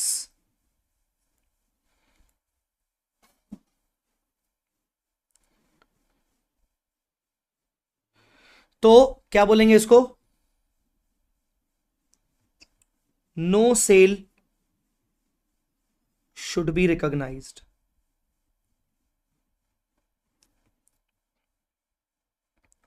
it is a loan transaction. ये एक लोन ट्रांजैक्शन है। जब मैंने सेल किए थे ना गुड्स, तो मेरे को पता है कि मैं तो वापस परचेज करने वाला हूं, मैं तो वापस कब परचेज करने वाला हूं, तो मैं तो वापस परचेज करूंगा तो पैसे वापस करूंगा। तो मैं ने ये एक लोन ट्रांजैक्शन किया है। लॉजिकली सेल करते टाइम मैंने पैसा ले लिया, पैसा मैं इसको वापस करूंगा, ये एक लोन ट्रांजैक्शन है।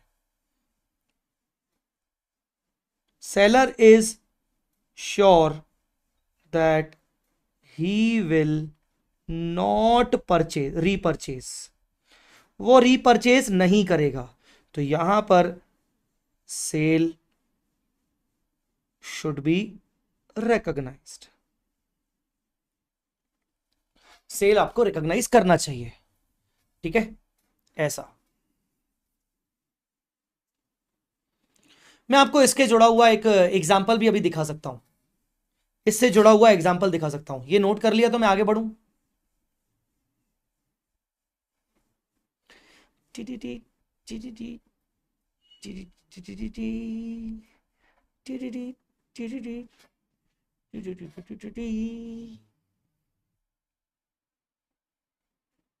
मैं आपको दिखाता हूं, आइए।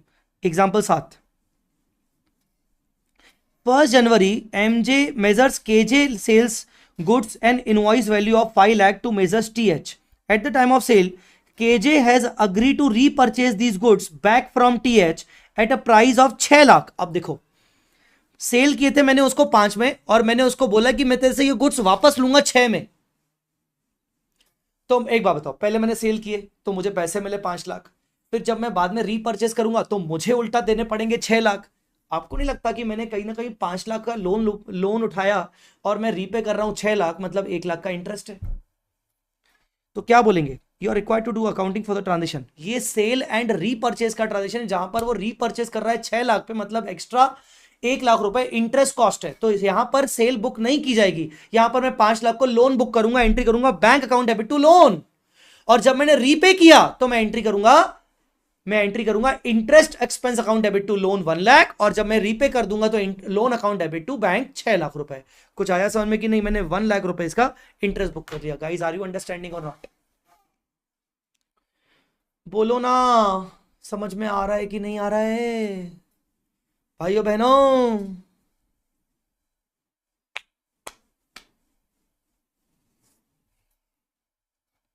ठीक है, तो तुम इसको अपने समरी पॉइंट्स में भी डाल सकते हो। तुम इसको अपने समरी पॉइंट में डाल देना भाई, ये वाले पॉइंट को। चलो,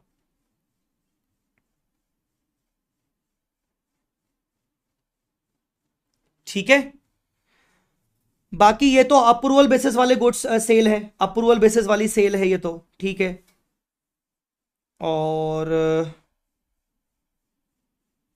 यहां पर क्या, ये पढ़ लेते हैं। X Y sells goods for rupees 50 lakhs to AB. AB is facing storage capacity constant at their warehouse. मैंने एबी को गुड्स सेंड किए, पर एबी के पास ना गुड्स रखने का स्पेस ही नहीं है, ठीक है। तो AB instruct X Y to hold the goods at X Y warehouse. तो मैंने कस्टमर ने मुझे बोला कि अपने पास अभी गुड्स रखो, मैं बाद में लूंगा। Arrange for the delivery on 15th March. मुझे तुम 15 मार्च को डिलीवरी देना। However all these risk and rewards associated with the sale of goods are deemed to transfer to B. हालांकि मैंने बोला कि ठीक है, मैं तुम्हारे गुड्स अपने पास रख लूंगा, पर मैंने रिस्क एंड रिवॉर्ड सारे के सारे उसको दे दिए। In the current scenario, delivery of the goods sold is delayed at the request of buyer. X Y can recognise the revenue provided that goods sold to A B are held in X Y warehouse separately and are not clubbed with other entity.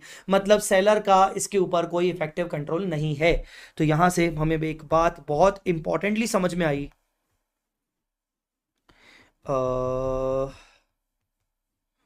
हमें एक बात बहुत importantly समझ में आई। अच्छा, मैं इसको ना ए बी सी कर लेता हूं। A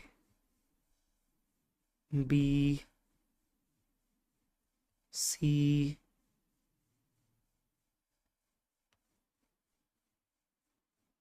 D E.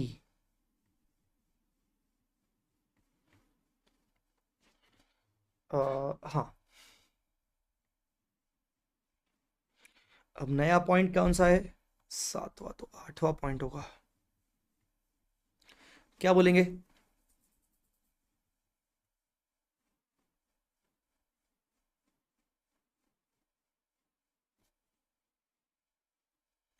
क्या बोलेंगे?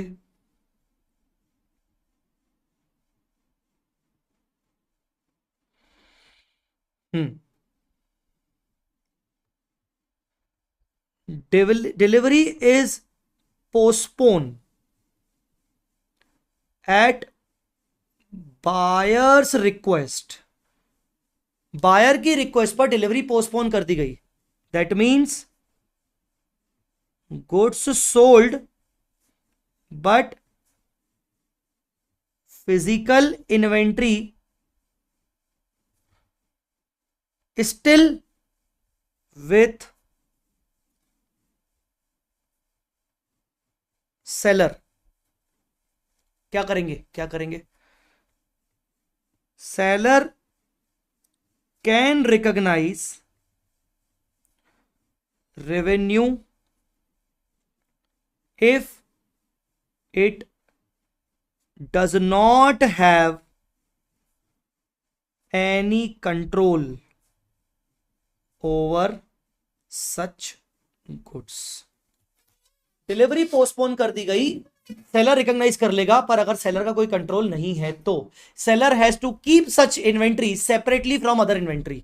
ये भी एक अच्छा पॉइंट है जो तुम पेपर में लिख के आ सकते हो। Seller has to keep such goods separately from other inventory.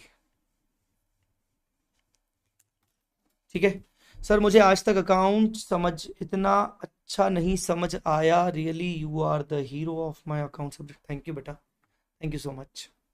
चलिए तो गाइस ये आप खुद ट्राई करना। एग्जाम्पल 7 मैंने आपको करवाया, ठीक है। चलिए आगे, revenue from rendering of services. अब इसको भी पढ़ने का है अपने को। Rendering of services, when to recognize revenue from services rendered। मतलब ये भी वही timing of revenue recognition. Sir इससे पहले हमने क्या पढ़ा था? इससे पहले हमने पढ़ा था कि अगर गुड्स सेल करते हो तो कब रिकॉग्नाइज करोगे। अब हम पढ़ रहे हैं सर्विसेज दे रहे हो, जैसे जय चावला टीचिंग सर्विस दे रहा है, ठीक है ना, तो रेवेन्यू कब रिकॉग्नाइज करना चाहिए सर्विसेज के केस में। कंसल्टेंसी सर्विस वगैरह दे रहे हैं तो कब रिकॉग्नाइज करने चाहिए, कब रिकॉग्नाइज करने चाहिए। तो आइए पढ़ते हैं।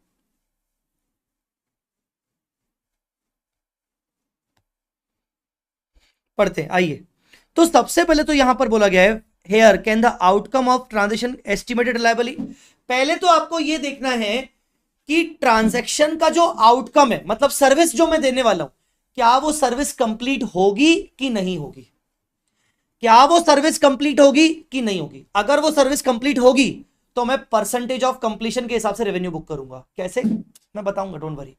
अगर आपको लगता है कि मेरी सर्विस कंप्लीट होगी नहीं, मैं जो कंसल्टेंसी सर्विस दे रहा हूं वो मेरी कंप्लीट नहीं हो पाएगी, तो ऐसे केस में आप रेवेन्यू को बुक करोगे to the extent of cost incurred till date. ये भी मैं आपको बता दूंगा कैसे, एग्जांपल के साथ।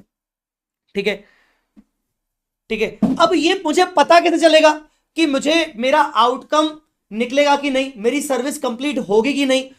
इसके लिए मुझे ये 4-5 कंडीशन फुलफिल करनी है। पहला, क्या मेरा ट्रांजैक्शन प्राइस रिलायबल है, क्या मेरे को कलेक्शन हो पाएगा, वही कंडीशन है बेटा। देखो revenue can be measured reliably पढ़ लिया था सेल ऑफ गुड्स में। Probable that economic benefits will flow to the entity, मतलब वही collection of certainty of collection. Stage of completion of the transaction at the end of reporting period can be measured, percent कितना कितना काम progress हम major कर पा रहे हैं कि नहीं। और cost can be measured reliably, बेटा वही है। तो सबसे पहले मैं क्या बोलूंगा आपको, सबसे पहले मैं आपको बोलूंगा first of all step number 1, इसके अंदर आप स्टेप वाइज करो। स्टेप 1, स्टेप 1, स्टेप 1 क्या,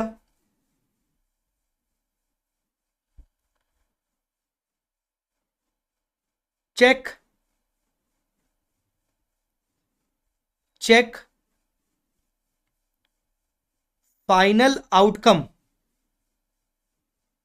will be, final outcome will is estimated, final मैं क्या बोलूं इसको, चेक फाइनल आउटकम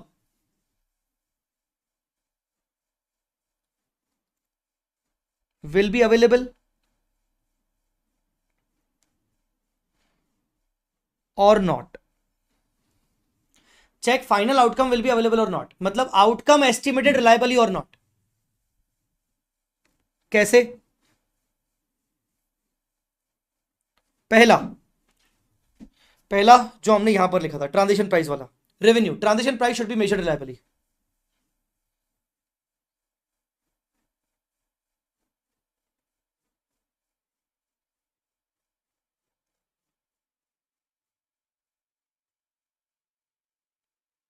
ये कंडीशन वही सेम टू सेम। दूसरा, probability of collection of consideration, ये भी वही वाला पॉइंट। तीसरा, cost of services can be measured reliably.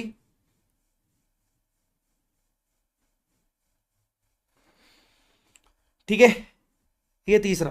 और चौथा जो कि इंपॉर्टेंट है, क्या जैसे जैसे मैं सर्विसेज देते जा रहा हूं वैसे वैसे मेरा progress of completion of service measure हो पा रहा है कि नहीं, progress of completion of service measure हो पा रहा है कि नहीं।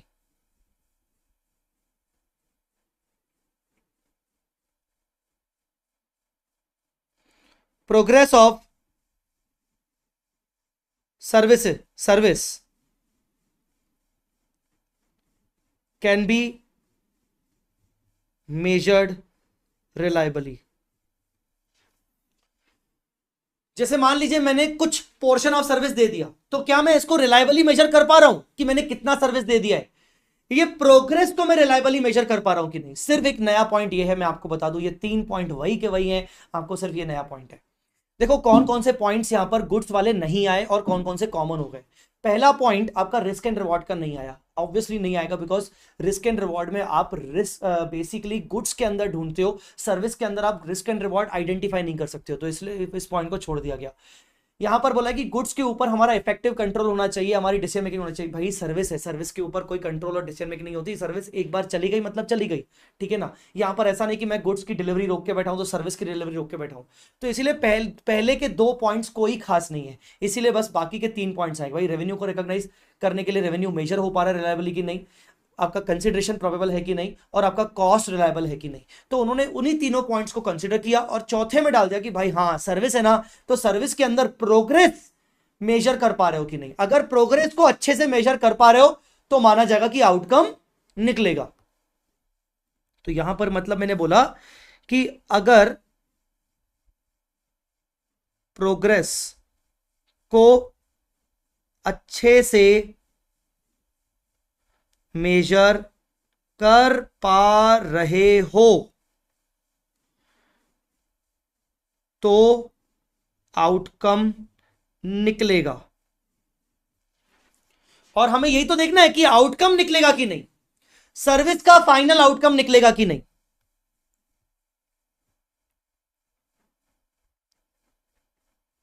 सर्विस का फाइनल आउटकम निकलेगा कि नहीं, ठीक है।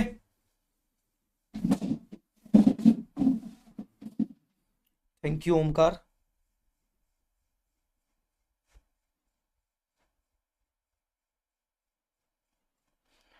वरुण किस केस में ले डाउन वाला आएगा? मैंने आपका डाउट शायद थोड़ा सा लेट पड़ा है तो मैं नहीं समझ पाया, कौन से वाले केस में तुम ले डाउन वाली बात कर रहे हो?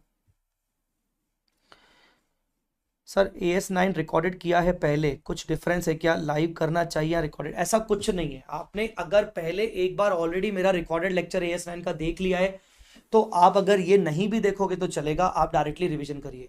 पर अगर आपने नहीं देखा है तो आपको मैं रिकमेंड करूंगा कि फिर भले नया वाला देखो, वो ज्यादा इंपॉर्टेंट हो जाएगा, ठीक है। अगर पहले देख लिया है तो मैं आपको बोलूंगा कि फिर भले टाइम वेस्ट मत करो। हाँ तो सर पिछले वाले में और अभी वाले में क्या फर्क है? मैं थोड़ा सा यहां पर राइटिंग प्रैक्टिस ज्यादा करवा रहा हूं, बस ये है, लिखवा ज्यादा रहा हूं। तो सबसे पहले आपको क्या करना है, आपको सबसे पहले आउटकम चेक करना है, फाइनल आउटकम होने वाला है कि नहीं। Step number 2,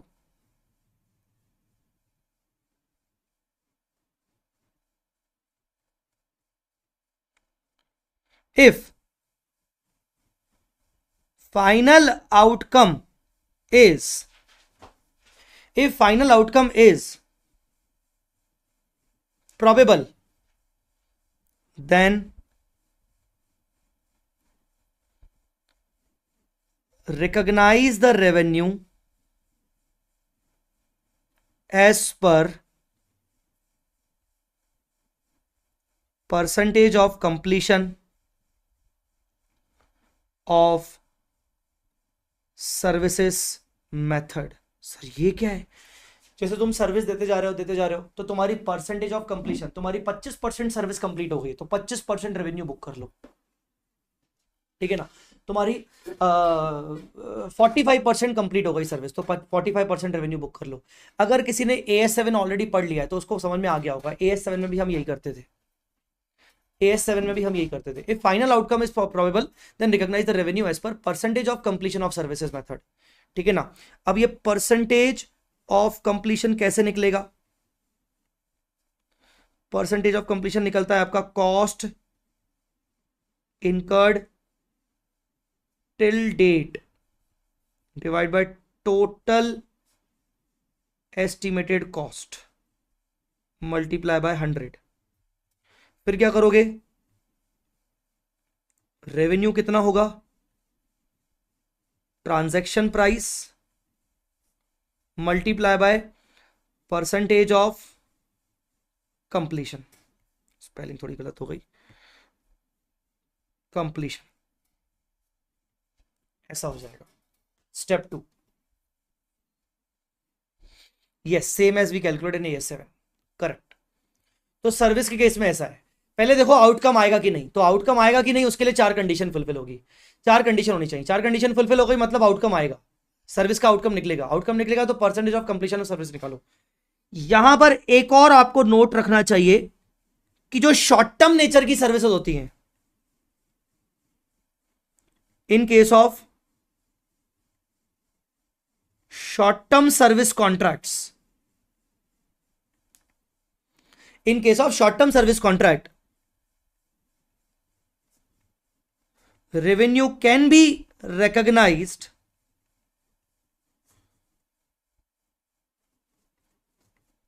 revenue can be recognized 100% after completion of services. That means no need to calculate percentage of completion। कुछ समझा मैंने क्या बोला? अगर आपकी शॉर्ट टर्म सर्विसेज है, 2-4-5 महीने की सर्विसेज है, ऑडिटिंग सर्विसेज,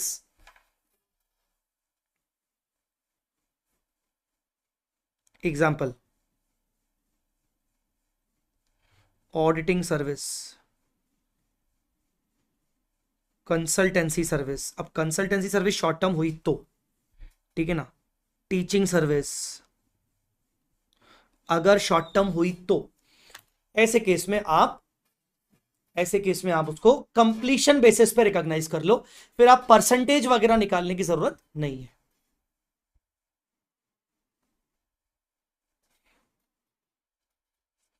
चलो ठीक है। अब step number 3,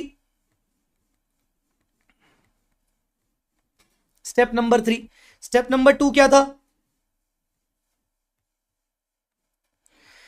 final outcome probable है, अब है if final outcome is not probable. अगर फाइनल आउटकम प्रोबेबल नहीं है तो क्या होगा? अगर फाइनल आउटकम प्रोबेबल नहीं है तो क्या होगा?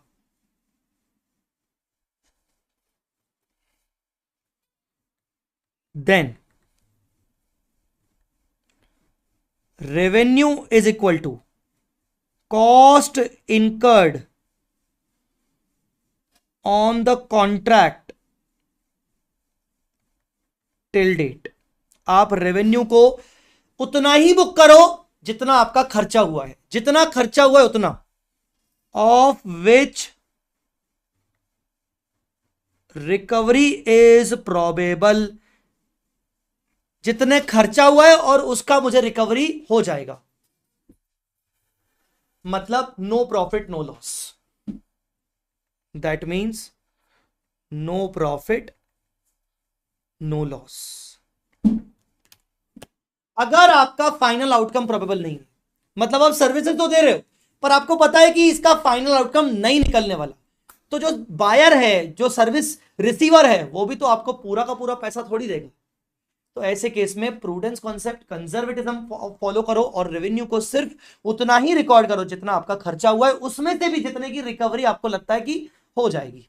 ठीक है, तो ये 3 स्टेप्स में आप रेवेन्यू रिकॉग्निशन करोगे अपने सर्विसेज के केस में। पहले आपको देखना है कि आउटकम अवेलेबल है कि नहीं, ठीक है ना, आउटकम निकलेगा कि नहीं। आउटकम कैसे निकलेगा, आउटकम निकलेगा कि नहीं वो कैसे पता चलेगा, आउटकम निकलेगा कि नहीं, ट्रांजेक्शन प्राइस रिलायबल है कि नहीं, रिलायबली मेजर हो पा रहा है कि नहीं, cost of service reliably measure हो पा रहा है कि नहीं, पैसा मिलेगा कि नहीं, प्रोबेबिलिटी ऑफ कलेक्शन है कि नहीं, और progress of services can be measured reliably और नॉट।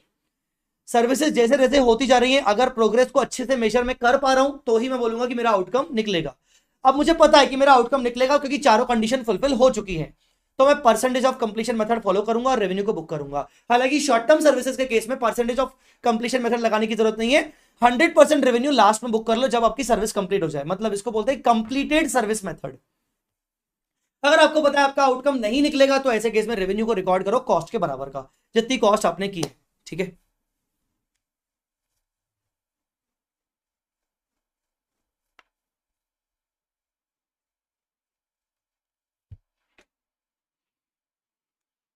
अनिकेत सिंह राजपूत, ये आपको डिसाइड करना है।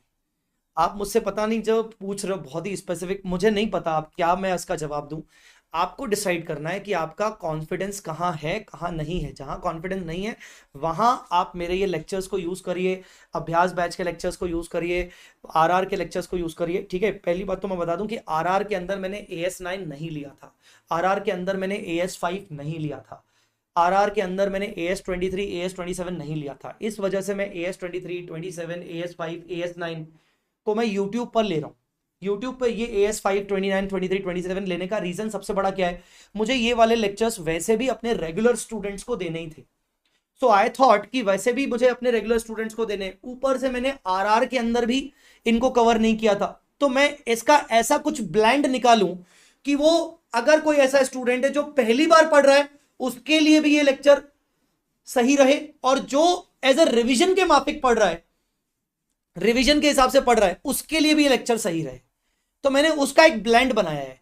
कोई भी ऐसा स्टूडेंट जो मेरा एग्जिस्टिंग स्टूडेंट होगा जिसने ऑलरेडी पढ़ाई कर ली होगी ना, और वो ये देख रहा होगा ना, तो वो समझ गया होगा कि हाँ यार सर ने हर टाइप के स्टूडेंट को कवर किया है। मैंने यहां पर मेरा कॉन्सेंट्रेशन सिर्फ एक रेगुलर स्टूडेंट पर नहीं है, या फिर सिर्फ एक उस स्टूडेंट पर नहीं है कि जो सिर्फ रिवीजन पॉइंट ऑफ व्यू से ये लेक्चर देख रहा है। कुछ ऐसे लेक्चर को मैंने, ये जो लेक्चर है मैं आपको बता दूं लेक्चर कौन कौन से AS23 जो मैंने अभी रिसेंटली लिए, AS27 जो मैंने रिसेंटली लिए, AS5 AS9 जो आपको कहीं ना कहीं मेरे अभ्यास बैच की प्लेलिस्ट में दिखेंगे, पर उनका थंबनेल आपको उसमें अभ्यास नहीं दिखेगा, अभ्यास बैच की प्लेलिस्ट में दिखेंगे। उनको इस तरीके से मैंने पढ़ाने की टेक्निक अपनी रखी है कि कोई पहली बार पढ़ेगा या कोई फर्दर रिवाइज करने आएगा, दोनों केसेस में वो बच्चा सेटिस्फाई होकर निकलेगा। ठीक है, तो इसीलिए कृपया करके आप ये खुद डिसाइड करिए कि आपको ये लेक्चर देखना है कि नहीं देखना है। वो कैसे डिसाइड होगा सर, सीधी सी बात है, अगर पहले से ही कॉन्फिडेंट चल रहे हो तो नालायक आदमी अपना टाइम आके वेस्ट मत करो, यूट्यूब मत खेलो, और अगर कॉन्फिडेंस नहीं है किसी टॉपिक में तो आके यहां पर देख लो।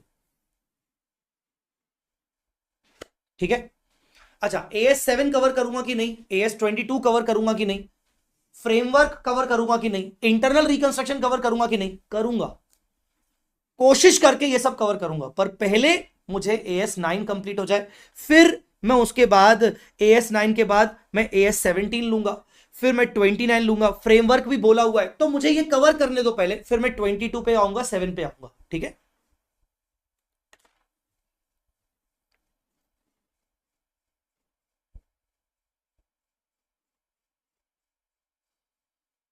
सर जैन वाले अभ्यास बैच का स्टडी प्लानर रिवीजन के लिए यूज कर सकते हैं, या आप कुछ दिनों में प्लानर लाएंगे? मैं कुछ दिनों में प्लानर लाऊंगा, पर वो वाला प्लानर ऑलमोस्ट अभ्यास बैच के जैसा होगा, ऑलमोस्ट अभ्यास बैच के जैसा। ठीक है, तो मैं प्लानर लाऊंगा, पर यूं मान लो वो अभ्यास बैच के जैसा ही प्लानर होगा कंप्लीटली। ठीक है,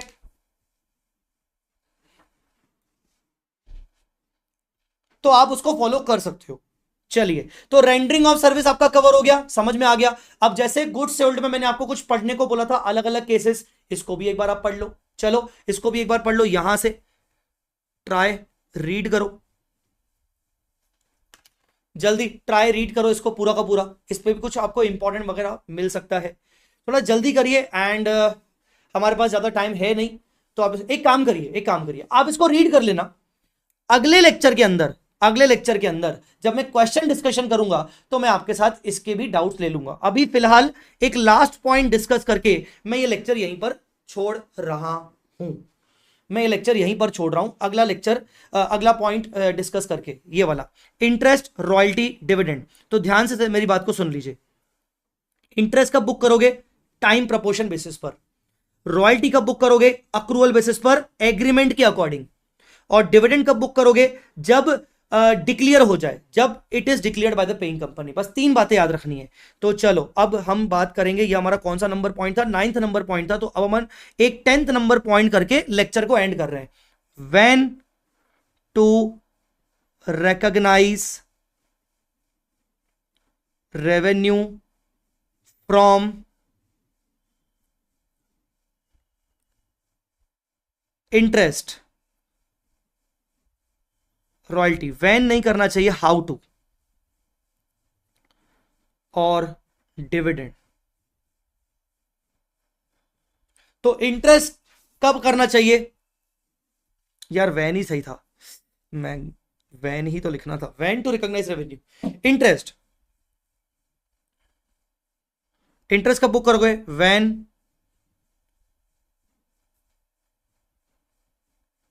interest is accrued and due on time proportion basis। दूसरा, royalty accrual basis as per agreement। Agreement के हिसाब से कब अक्रू हो रहा है। और dividend when it is declared by paying company.